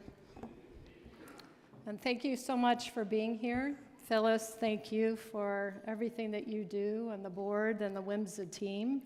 You all are amazing. I remember being here, I think it was 3 years ago, and it was with 4 of us, with Linda, Jackie, and Lisa, myself, and Nora O'Donnell was interviewing us here. And we actually got to go around to all of this beautiful museum, and actually upstairs to see the glass ceiling, actually, and see the words that shine through, actually, through the glass ceiling. And just what an honor that is to be able to have this beautiful place here. So if you don't mind, I'd like to give a round of applause to Brigadier General Wilma Vaught for everything that she's done.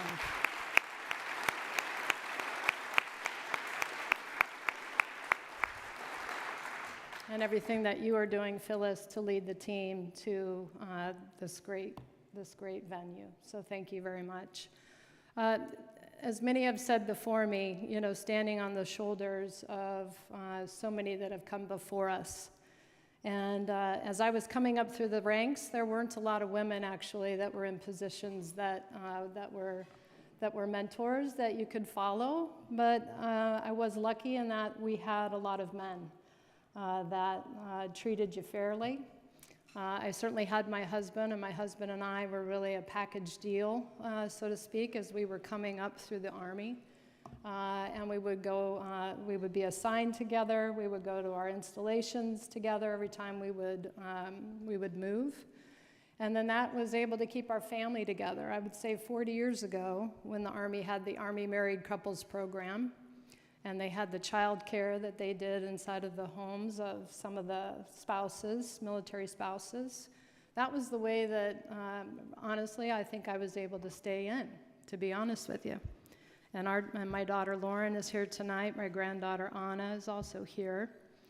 But, you know, as Lauren growing up as a military brat and being very resilient, and a very resilient young lady today. But I would say that in terms of standing on the shoulders of others and being able to pay that forward and the opportunities, and I would say a lot of things are about opportunities and how the opportunities are open or they're not. But when they're open, we shouldn't be surprised as to the greatness of the things that happen when the opportunities are there. And for 50% of the talent pool out there, there are some amazing women. Secretary Warmoth rattled off some very good statistics of women that are just blazing the trail even today. And I would say that really we're at an inflection point right now as to whether, you know, as women are feeling, do I have a path in my current profession in the service? And now we have to really, really support our women that are in the military right now and let them know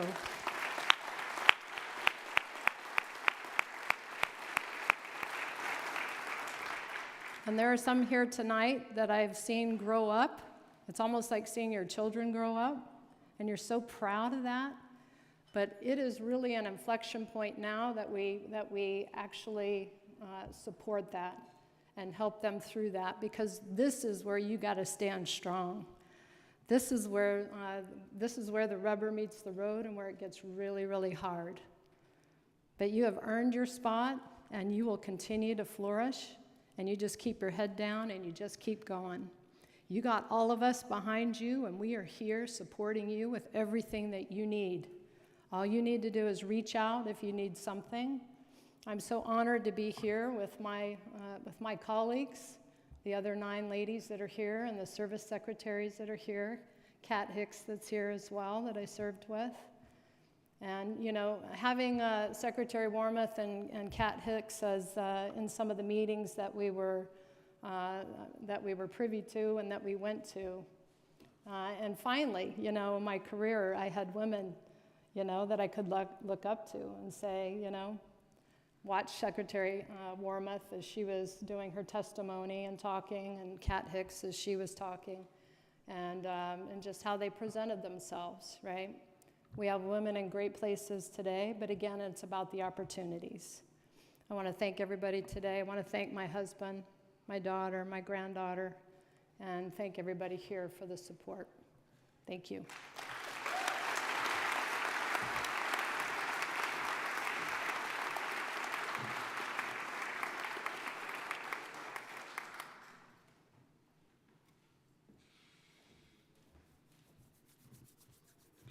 I'm especially honored to introduce our 10th four-star of the evening, but certainly not the least, but perhaps the shortest. I'm not sure.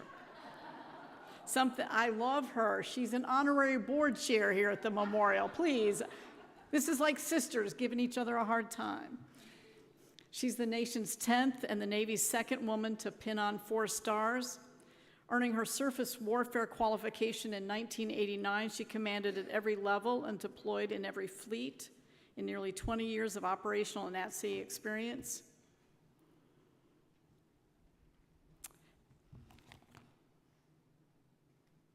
Did I say you? Did I say Lisa Franchetti? I skipped right past the name because I'm looking at Admiral Howard, and I know, I'm like, wait, we already did you. Lisa Franchetti. I got it. She might still be the shortest. I don't know. No, they're pointing at each other.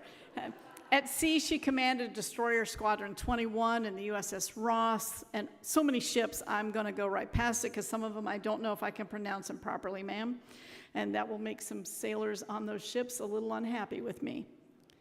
So she's held assignments such as military assistant to the Secretary of the Navy, Deputy Director of International Engagement, Division Chief, Joint Concept Development and Experimentation on the Joint Staff. Oh, she's been everywhere. She's been everywhere. She was Chief of Staff, Strategy, Plans, and Policy, Joint Staff, Commander of Carrier Strike Group 15, Commander of Carrier Strike Group 9, and Commander of U.S. Naval Forces, Korea. On September 2nd, 2022, she became the Vice Chief of Naval Operations, and on November 2nd, 2023, history was made when she became the Navy's 33rd Chief of Naval Operations.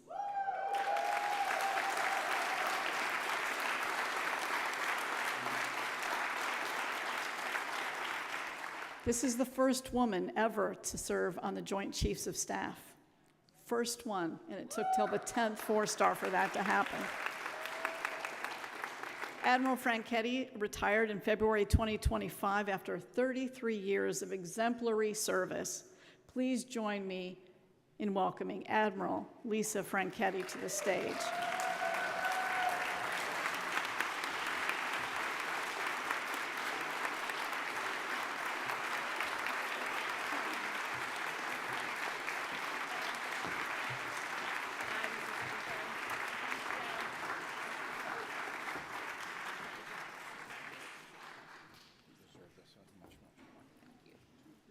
Oh yeah, in the middle. Go ahead and hold it. Yep.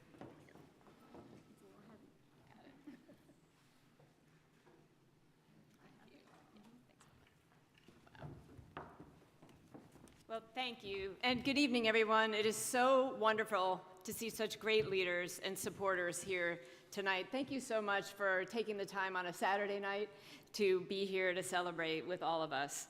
Let me first echo the comments of all of my colleagues in thanking the Military Women's Memorial for this honor, but really more importantly, for your 28 years today of preserving and sharing the stories of all the women patriots who have served these United States of America.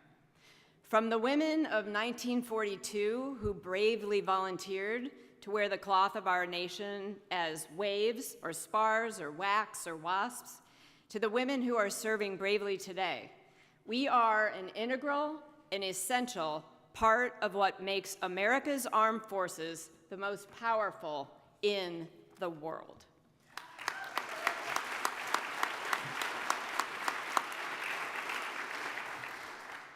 Like many of the others honored here today, I certainly never planned to make the Navy a career. It was an NROT scholarship, free textbooks, a chance to see the world that drew me into the Navy.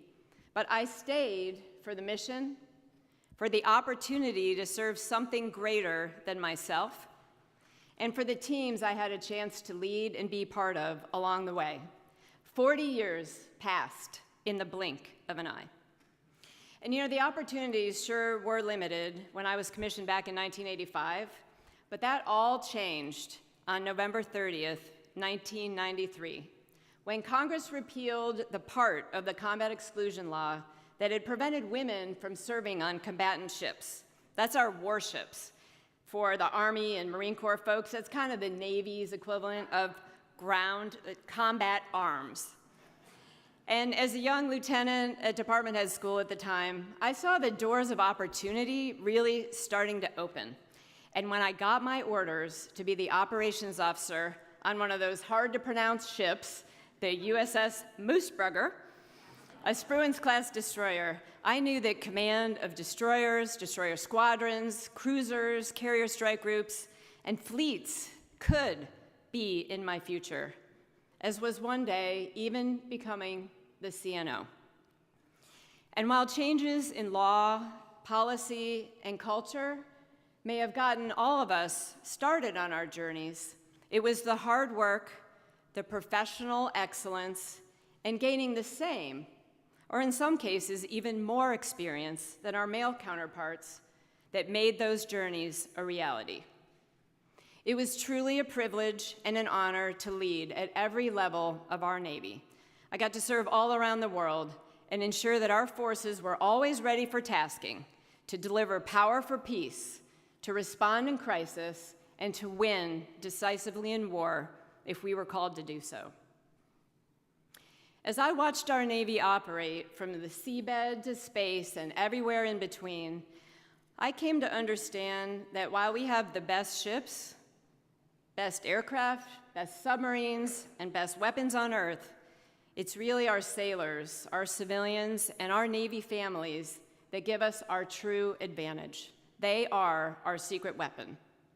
And they can connect their dot to the mission through great leadership and great teamwork. There is nothing they can't do. They inspired me to bring my best every single day. I could not be more proud of them or all that the Navy and that team has accomplished for the last 250 years on behalf of our nation. It's really events like this that remind us of those sailors, soldiers, airmen, Marines, Coast Guardsmen, and Guardians, that patriots come from all across the rich fabric of America, and all it takes is a willingness to serve something greater than yourself with honor, courage, and commitment. As others have mentioned, no one serves for 40 years without an incredibly dedicated supporting cast, and this honor is shared tonight by my husband, Jim, my college sophomore, Isabel, my sister, Meg, my brother, Lawrence, and all the amazing mentors and teammates I've been blessed with along the way.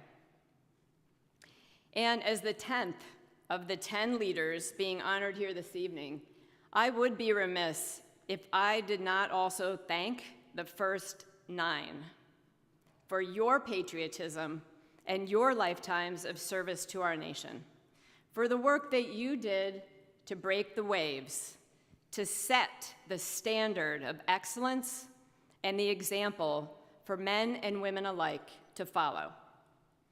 I have always believed that if you can see it, you can be it. And for me, that's both seeing it in person and seeing it in your own mind. So I want to thank all of you 9 for being that light ahead of me. And in turn, I know that we and all of the exceptional officer and enlisted leaders serving today will continue to be a beacon of inspiration for those following along in our wakes. Thank you again, and thank you so much for this honor.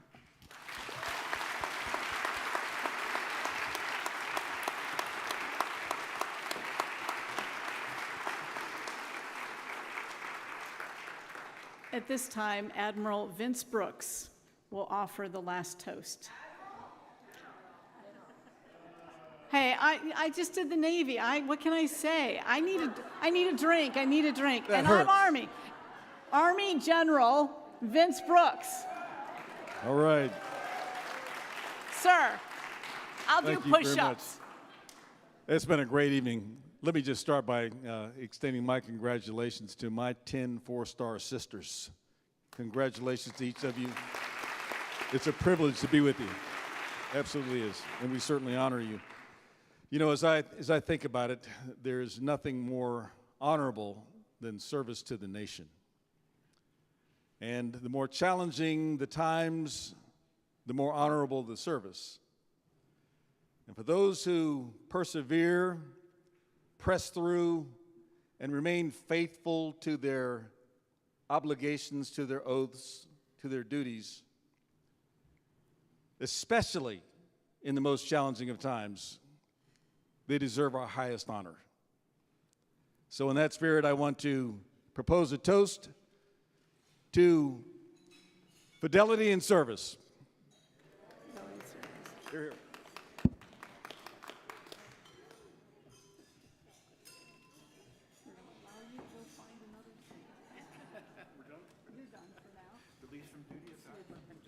Retrieve my remarks there that I stuck under here.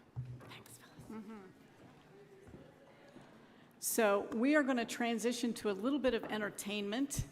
It's now my honor to bring to the stage singer-songwriting duo Johnny and Heidi.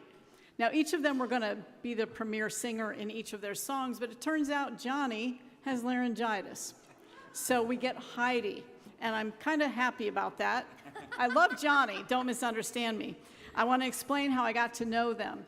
On Veterans Day, nearly 2 years ago, I was at an event in Las Vegas, and they were working with an organization called Creativets, where they help veterans write songs.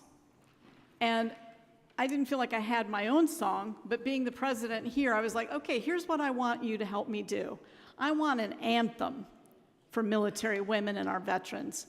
So as we sat and talked, I could not believe it because I have no artistic ability whatsoever, and apparently no memory either tonight.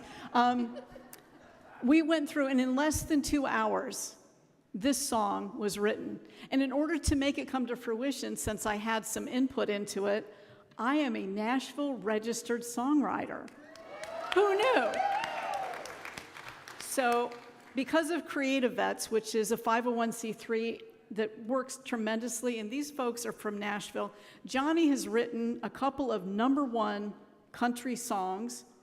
Heidi has had a couple of songs of her own, and you'll know why when you hear her sing. She's a voice of an angel. But listen to the song that I helped to write, and it is called Challenge Accepted. And I would encourage every woman that is serving or is considering serving, think about these words with Challenge Accepted. And we'll have one other song, which I'm not going to give away. It's a secret, but it is a surprise for somebody in the audience tonight. Without further ado, Johnny and Heidi. Thank you for that wonderful introduction. Very kind. I would have thought she was a professional songwriter because she entered the room and she said, I want to write a song, and it's going to be called Challenge Accepted, and it's going to be anthemic and uplifting and positive, and it's going to go like this. And we were like, all right, let's write it.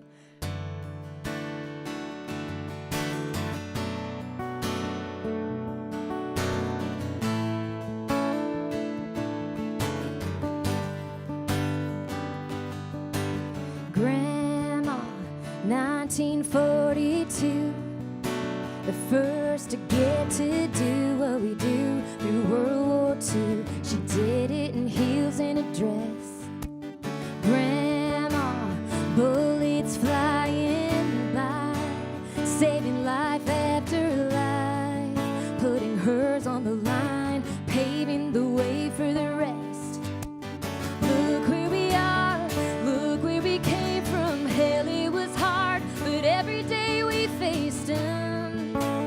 Rising and tested, just like the rest. It challenge accepted, can't make us quit. Go on and try. We got the grit to get through the long dark nights. Kicked and rejected, failure expected, challenge accepted.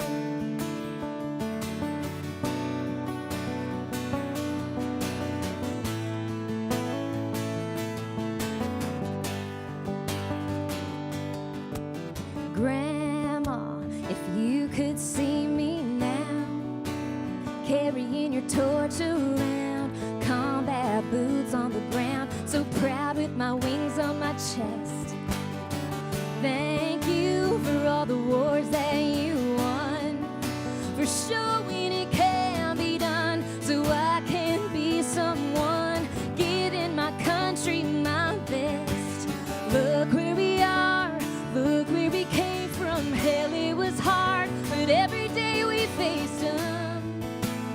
rising when tested, just like the rest. It challenge accepted, can't make us quit. Go on and try. We got the grit to get through the long dark nights. Kicked and rejected, failure expected, challenge accepted.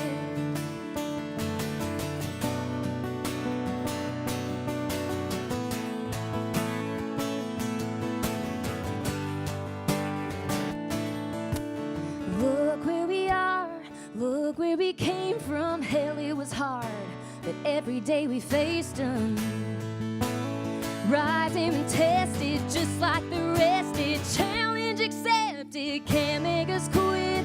Go on and try. We got the grit to get through the long dark nights. Kicked and rejected, failure expected, challenge accepted. Oh, oh, oh, oh. Failure expected, challenge accepted.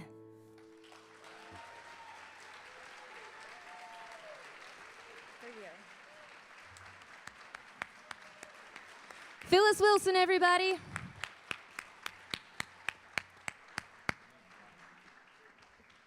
I wish you could hear the more talented part of the duo, but as Phyllis said, he is battling the laryngitis.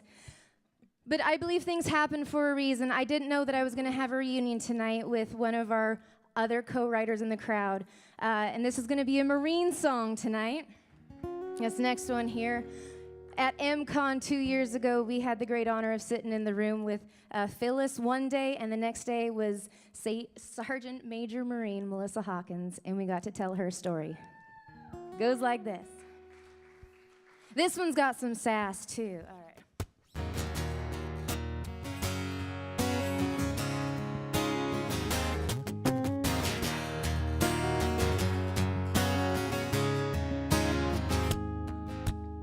We're gonna run till she drops. Won't be long till she's all tears. Any minute she'll stop, boys.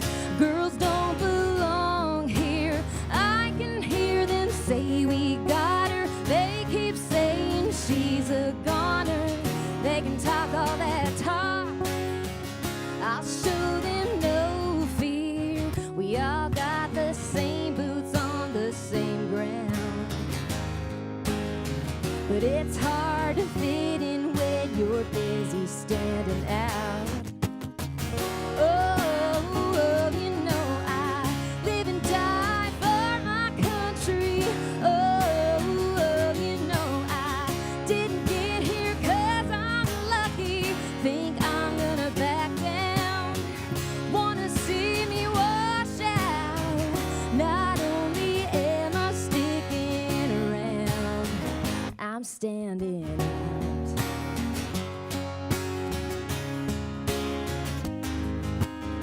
They keep raising that bar, so I raise it higher. There's no quit in my heart. They're fueling my fire. They use words to break my spirit. Bless their hearts 'cause I don't hear it. Oh, you know I live and die for my country.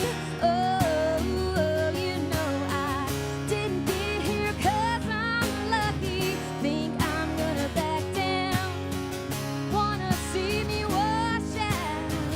Not only am I sticking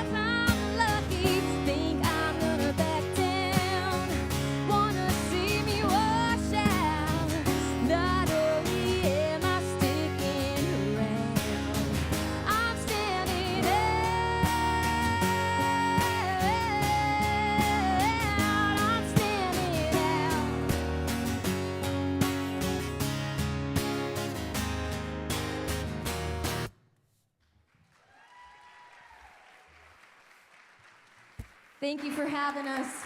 Congratulations to the 10 recipients tonight. It is an honor to have performed for you.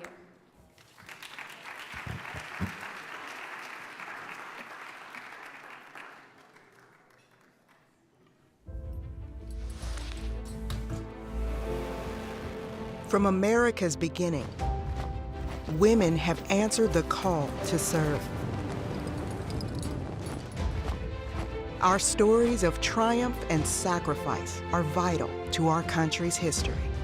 We serve in every branch of the military, at every level, as warriors, innovators, and leaders. The Military Women's Memorial is the only national memorial dedicated to the lives of American servicewomen.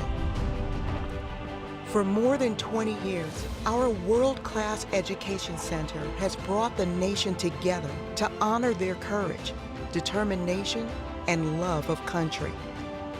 The Military Women's Memorial will bring these stories to light for a new generation.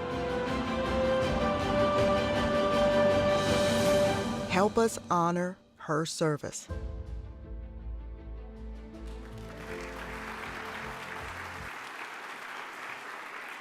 All right, we're getting ready to draw the golden ticket. So hopefully somebody in this room, maybe somebody watching us virtually, here we come. Now I'm going to ask Joanne Bass to come back to the stage to help me on this drawing. And I'm also going to ask young Josephine White to come on up here and help us, a Gold Star family member. We're going to see who gets either the South Africa trip, the Savannah foodie experience, or some luxurious bottles of bourbon. So Josephine and Joe, down you go. Give it a crank. Let's make the spin. And we're going to trust young Josephine. All right, let's open her up and reach in and take one out, Joe. Did we drop one?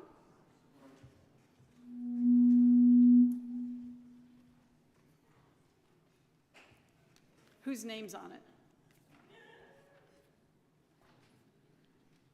Okay, somebody that wanted the Savannah trip has won, and it is, I'm not sure if it's Arleta Tompkins or Anita Tompkins.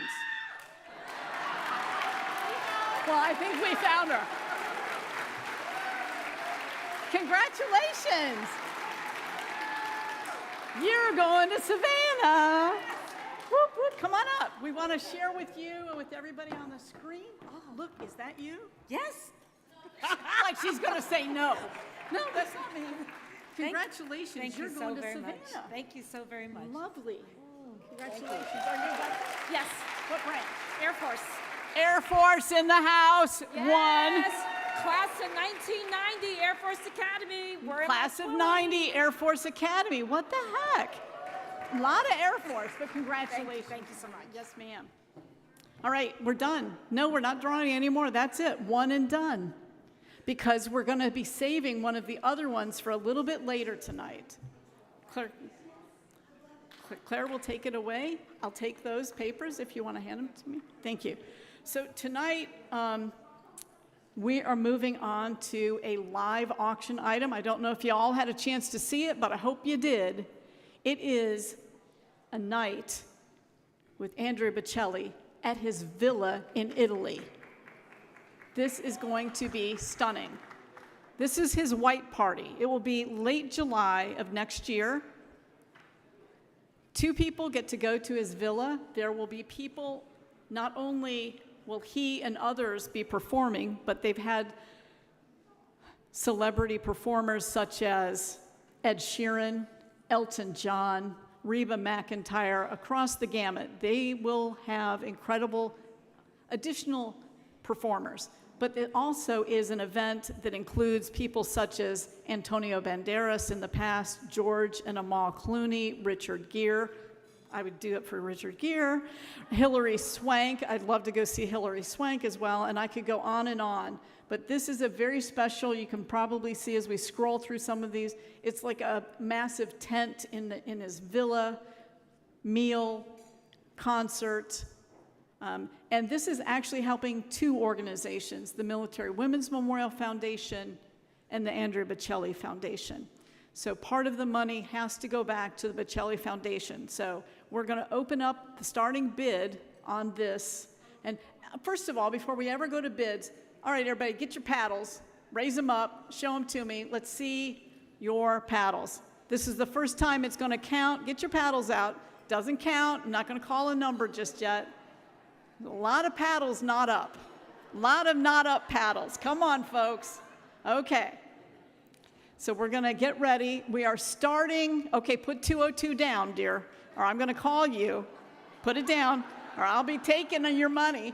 Okay, we are going to start, though. Andrea Bocelli, it does not include airfare to Italy, but it is Villa in Italy, late July.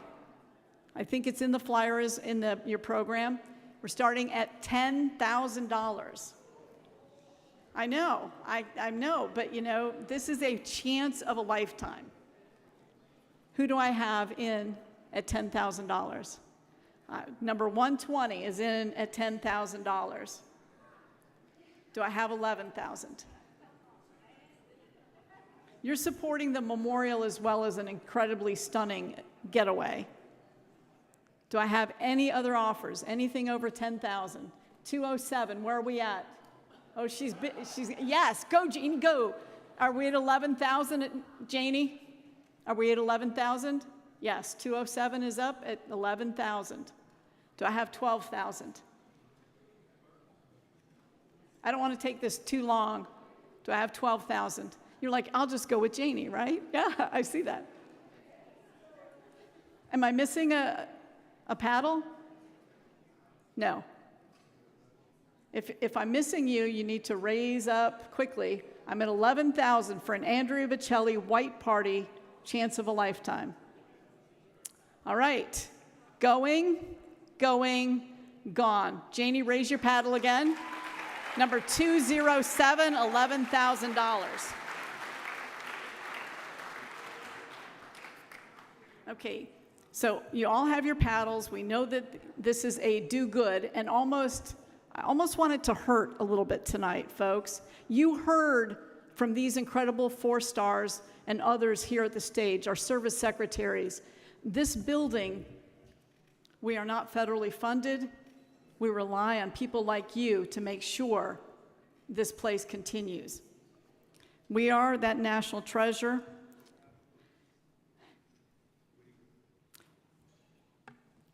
I'm going to flip through a lot of these. We have so many stories and things that we're going through. I think we're ready to move to the first bidding on it, which is we're going to start for our National Register. You saw when every one of the women came up on the TV screens, their story that's in our national database are there. But so are 331,000 plus other women's stories. But 2.7 million are not. And we can't do our mission and get out there and encourage more people to put their stories in here and then to curate and care for those stories, deconflict when we have multiples of the same person because somebody else decided to register somebody. We're doing the best we can, but we need your help. And tonight we're asking for $10,000 donations. We are a 501c3, that's a tax-deductible donation, folks, to stand up with us. Our goal is to get 10 at this level this night in support of the 10 4-stars. Is there anybody that will raise a paddle at the $10,000 level? Well, I knew you would. That's why I was looking that way. Number 120. I see one down there and I can't read the number. 336. That's 2. Now let me tell you what's about to happen. Our board has pledged $50,000 in matching at this level. That means if you'll give $10,000, we're going to match it. That will double it. 277, General Ann Dunwoody. 277. You've just doubled the money, ma'am. Do we have anybody else in the room that's willing to step up at this level? And let me tell you, you do not have to pay it tonight as long as you can make that payment by the end of this year, by December 31st. we will work with you. 274 is in it, $10,000, Secretary Wormuth. The Army's in the house at this level. I'm liking it. So far, all 4 are Army. I'm just saying. 116. Another Army.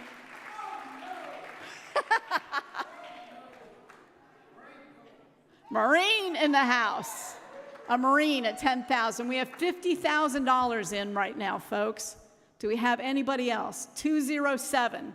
207. She's doing the Bocelli. She's doing this. This is amazing. I'm only going to ask one more time and we're going to move on because we have levels that hopefully will work for everybody in the room. $10,000 in support of our 4-star women. Anybody else? Going once? 347. Dawn, thank you. Another Army. Whoop, whoop. 347. Thank you. I'm guessing somebody's writing this down. Yes? Do I have a thumbs up somewhere from my team? Thumbs up, I see it. Thank you. All right, we're going to move to the next level.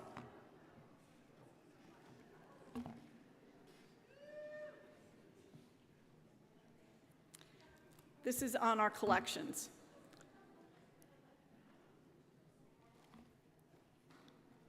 I'm waiting for it to pop up so you can see. There we go. We're at the $5,000 level. These, our collection, are artifacts from Admiral Fagan's uniform to women of World War I, Spanish-American War, the women that signed as contract nurses that led to the Army Nurse Corps of 1901. We have some of the original contracts signed by those women in 1898 to go and serve as nurses in Cuba and in the Philippines. We care for all of these, and it doesn't happen for free. We safeguard them like our lives depend on it, because the nation's memory depends on it. We can't do this. We can't do our oral histories where we have World War I women that talk about not only go for it, but she said, the day we opened our doors, when I served in the Navy, women were not even allowed to vote, and still they served. From Loretta Perfectus Walsh to Opha May in the Marine Corps. All of these stories we safeguard, and we want to add more, but we've had to turn some away because we do not have the funds to curate and care for them. And now is even more important than ever that you help us safeguard these stories, because there may not be another place for them to be stored. So who's in at the $5,000 level? Do I have anybody? Number 319, thank you, Tanya. Number 264, 5,000. We have the board is willing to match up to 25,000. So that's 2 of them. Number 187, that's 3. I need 2 more, and we'll fully match against it. Do I have anybody else at 5,000? Number 224, thank you so much. Thank you. Looking for at least 1 more for us to make this match fully doubled. So 25,000 turns to 50. Phyllis, we have 221 up front. Number 221. Oh, there you are. You're leaned back there by the wine. Why am I not looking? Number 221, that's 5. Is there anybody else that wants to jump in on this at the $5,000 level? All right, thank you all so very much. We're moving on next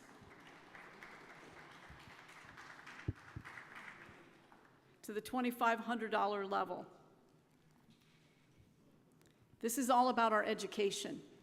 We have written state-of-the-art, incredibly well-matched standards of learning educational documents that go into classrooms around the country, free to those school teachers. Many of them, when we show them what we have, lesson plans, resource guides, handouts for the students, and PowerPoint slides ready to go, many of them say, I didn't even know this was part of American history.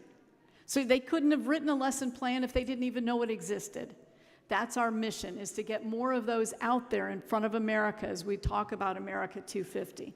So I need your help to get at the $2,500 level more of these educational plans out to all of our students across the country. Is there anybody in at the $2,500 level for the education? 186-246. Thank you both. 242. Thank you for pointing. Why am I being blind? Looking that way. All right, that side's got 3. Come on, folks. What do we got? What do we got? $2,500 for education for American young people to know about women that have served and are serving. $2,500. Going once, twice. Number 342. Thank you, ma'am. Anyone else, or I'm moving on to the next level? Anybody else on the education at $2,500? All right, next level. Here we go. We're at the $1,000 level. Them most, America's women of past generations who stepped forward in a time of war. Despite limited opportunities and expectations that could have kept them on the sidelines, they put on the uniform, served with courage and conviction, and proved beyond any doubt that women's contributions are indispensable to the defense of our nation. And when the war ended, many of them quietly removed that uniform for the last time. Yet their spirit of service did not end. They returned home determined to continue making a difference as citizens, leaders, trailblazers, and pillars of their communities, in classrooms, businesses, neighborhoods, and families across America. They carried forward the same dedication that defined their service in uniform. Patriotic, proud, determined, these women helped shape not only the outcome of a war, but the future of a nation. Today, we honor them as Military Women's Memorial Living Legends for their service in uniform and for the countless ways they continued to serve long after. Their sacrifices and contributions remain a living legacy of courage and commitment, reminding us all of what it means to serve something greater than oneself. We are proud to honor these past generations of America's women who served and all who have followed for their invaluable contributions to our nation, our communities, and our people. Join us in honoring them as living legends before time runs out. Their service changed our nation, our communities, and our people. Let's make sure they know their contributions mattered then, matter now, and will endure well into America's future. Help us honor her service.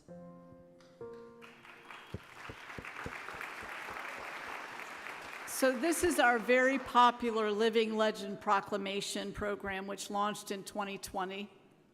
Thank you, Jan Edmonds, for dreaming this one up. It's a grassroots effort to engage the public at the community level by recognizing local military women's contributions and their inspiring stories of service. To receive one of these, they have to be nominated. There's different criteria. Any woman veteran that reaches the great age of 100, that's all she has to do. And her story has to be in, we register her story if it isn't already, but we work with the local, we have state ambassadors, make sure the mayor, elected officials, all kinds of folks come to these events, and the media covers them to great fanfare. Anyone under the age of 100 whose inspiring service story reflects her commitment to service rather than rank or first, or is a member who is retiring from a career of notable service, is eligible to be nominated for one of these. So far, more than 200 women nationwide have been publicly honored in their communities as living legends.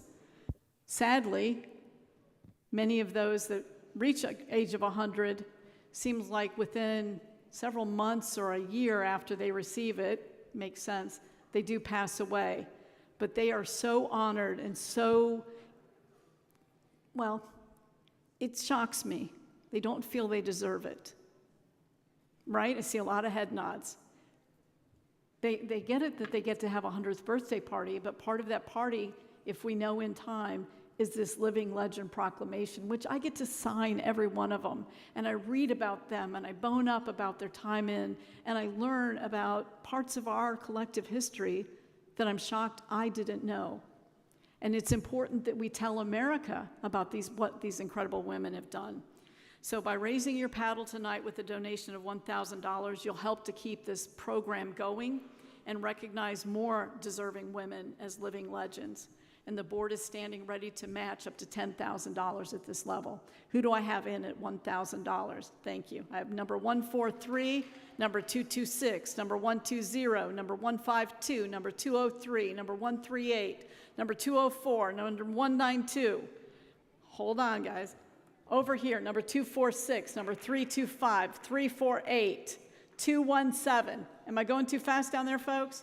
I got it. I'm making sure they're writing them down. 332, 212, 247, 329, 188. This is a vision test now. 245. Any more? That's awesome. That's what I love. Number 151. Wow. All right, board. We're standing tall. There's another 10,000 coming out of our own pockets, because we all made pledges on this. All right, we're going to get to the $500 one, but first, even our board hasn't seen this next video.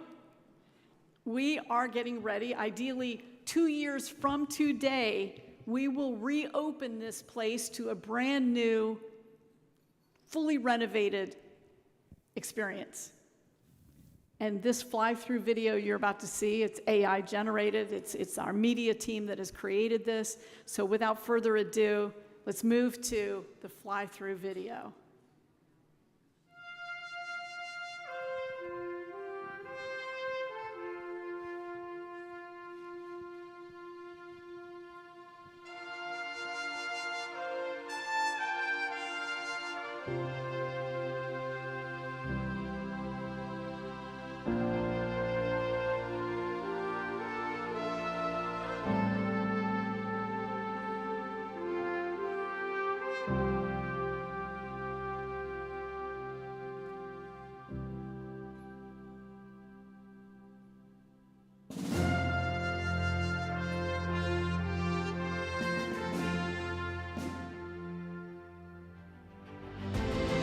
Long before we were issued rank or recognized with medals, we served our country. We are a reminder that service knows no single face and no single story.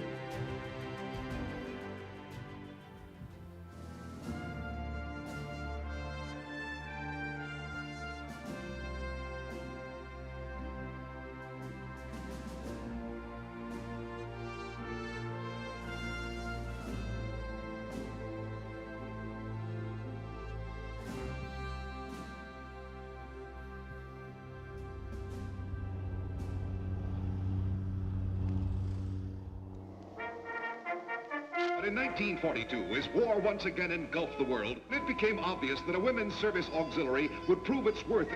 The Navy called its auxiliary the Waves.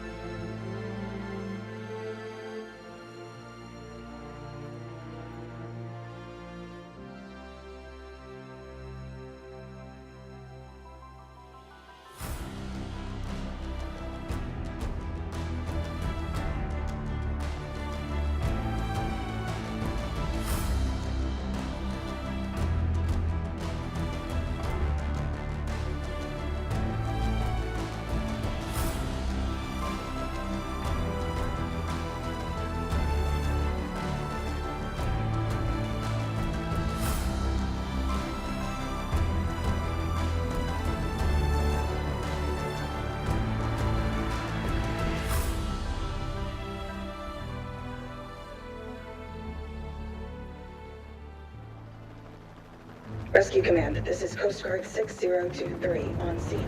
Swimmer is in the water, approaching first survivor. Winds 15 knots. Contact. Beginning hoist operations now. First survivor is inside the cabin. Command, be advised, first pickup successful. Continuing operations for remaining survivors.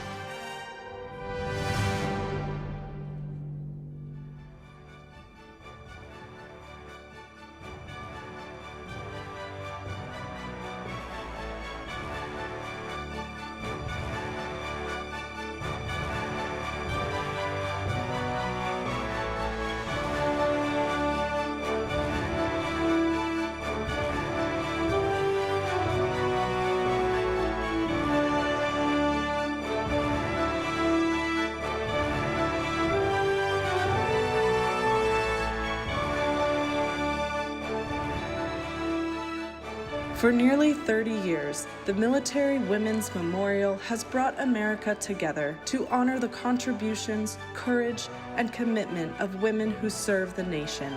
This important renovation will bring their stories to life for a new generation. Help us honor her service.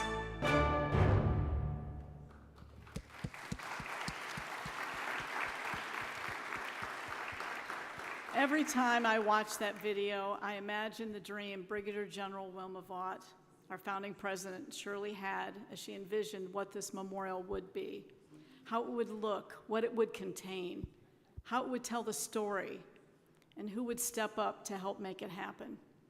By raising your paddle with a donation of just $500, you can help support the renovation and the reimagined dream of our beloved General Vaught, so that our memorial stays relevant and meaningful for tomorrow's women warriors and the next generation of Americans, and that our remarkable story of service has a place to evolve and be told.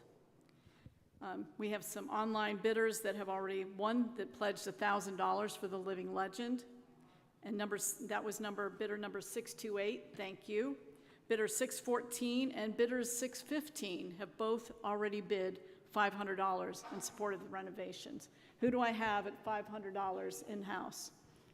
Oh, another vision test here. Number 193, number 220, number 227, number 126, 116, 143, 134, 137, 120, 267.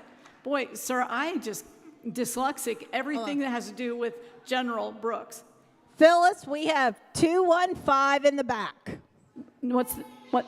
215. 215, Navy. Okay, got it. Over on this side, here we go. I see number 113, number 200. Thank you, Brooke. Thank you all so much. Anybody else at $500 on the renovation? Oh. Phyllis, we have another one, 207. 207. Thank you. Thank you. 207. Okay, during a recent Military Women's Memorial event, author Lena Andrews, her book, Valiant Women, is an incredible story.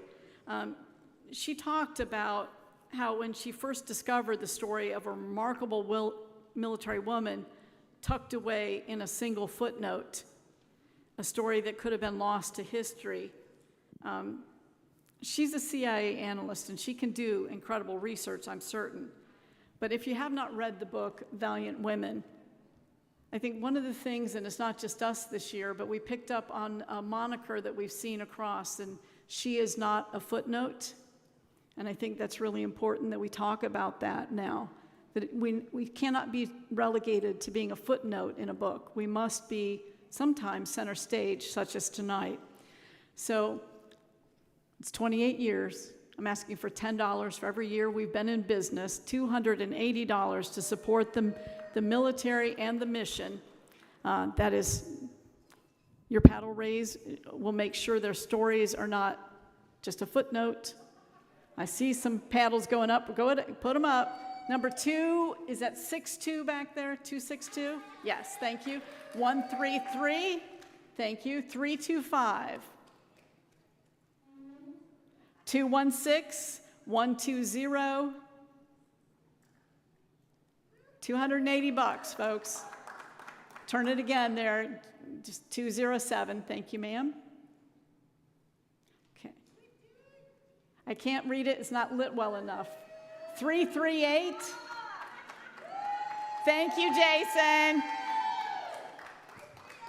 Oh, and by the way, let me just give one huge shout out, because we all know these events don't happen by magic. Jason is the husband to our chief of staff. He is free labor, and it is amazing. Jason, thank you for all you do. I know he doesn't like that. But on behalf of our entire team and our volunteers, can I please get a shout out, round of applause for the incredible work tonight by these incredible staff members and volunteers. Team, thank you, thank you, thank you. We also have an event tomorrow morning, so once you guys go and we break down everything, we'll be setting things up before we go home tonight. So I know they're like, can you just hurry up? So I think we're down to our very last paddle. And this way you get rid of your paddles. How about that? We're going to close it out. You have one more chance for a fabulous prize. It's the bourbons. Those bourbons are valued over $2,500. We've got some baskets that should be getting ready to get passed around. We're going to collect your paddles from you only if you're willing. That paddle is going to be a $200 donation to us, and we're going to draw one of the paddles out of the basket is going to win those bourbons. So they're coming through. If you want to give up your paddle to our teammate, we will draw here momentarily the winner. So she's coming through.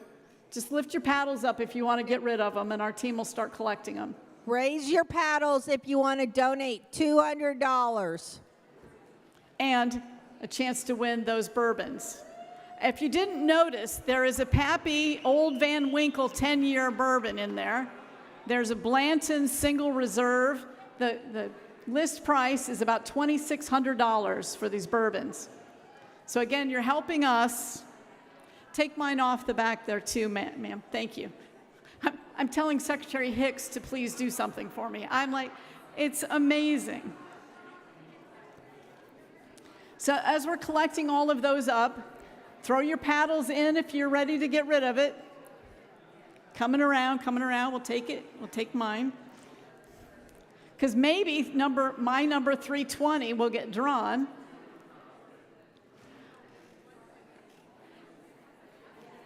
I'm actually going to ask Lieutenant General Marine Corps Lori Reynolds to come on down and help me draw the winning paddle.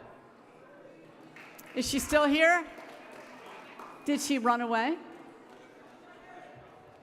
All right, ma'am, come on down.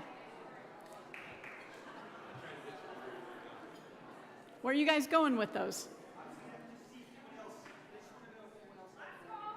Last call, if you want in this mix for $200 and a chance for those rare bourbons, get your paddle up. Is this the entirety? There's another basket. I saw two. We can put them right here.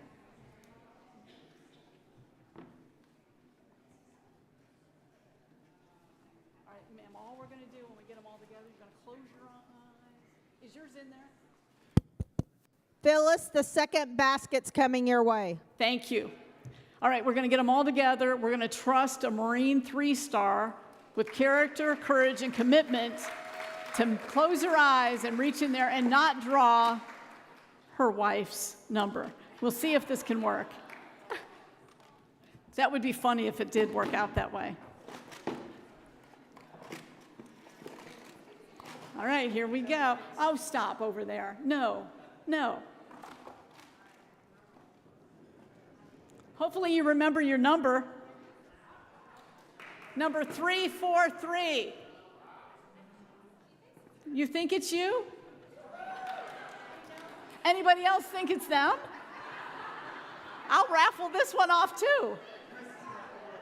All right, she's pretty sure it's hers. Well, congratulations. That is a daughter of the American Revolution that has possibly won this.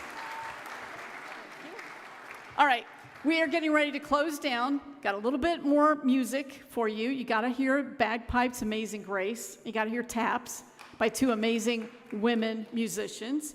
And then we are doing coffee and dessert in the Vaught Center. And don't leave without getting your special Dog Tag Bakery custom-made cookie to take home with you. Iced sugar cookies are never wrong with a cup of coffee, I'm just saying. So, on behalf of all of us, thank you from the bottom of my heart, and to our donors. Oh, I left out a few more, I'm sorry. We had 3 online bidders for the $280, number 624, number 638, and number 101. Thank you for sharing your good fortune with us. It's been a great night. I hope you were left feeling empowered, excited, and realize what we get to do here every day is just such a pleasure and an honor, and important work, what we get to do. So, special shout out to all of our honorees, all of our sponsors. Thanks again. I'm not sure if we're going to have the slides again showing from the DAR to Tri-West to Pritzker Military Museum and Library, on down the line. Thank you for all of these incredible sponsors. I could go through all of our special guests, but I'm not gonna. We know who we are, and I'm so grateful that you took time to be with us tonight on our 28th birthday. Happy birthday to the Women's Memorial. So I'm now going to invite Admiral Kibben to the stage to offer the benediction, and following that, we get to have the Washington Tattoo offer Amazing Grace as our closing music, and after that, if you would please, if you're able, stand for the sounding of taps. And after that, join us back in the Vaught Center for coffee and dessert, if you care to. It's Saturday. You can stay up a little late. We've enjoyed having you with us, and with that, I'm signing off. Admiral Kibben, please.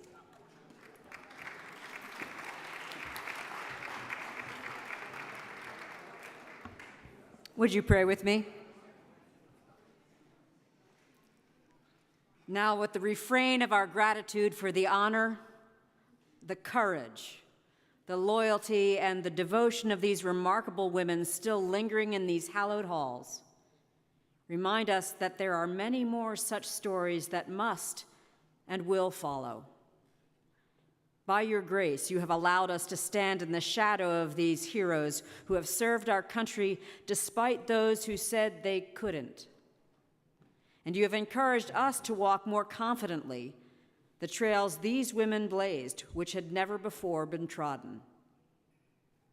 Almighty God, ensure that we go from this evening daring to uphold the virtues, to demonstrate the selfless dedication, and to live with the same integrity and courage that have been celebrated this evening. Inspired by these patriot leaders, may we so live and lead, so that others like them will be able to serve with faith and confidence in the legacy you have blessed us with in their brave and noble service. But we ask especially this night and in this time that you would protect these women and all women who serve this day. Protect them from any who would silence their voices or undermine their influence on this nation and its uniformed service. For these too are your daughters, and you have called them to serve for such a time as this. It's in your holy name we pray. Amen.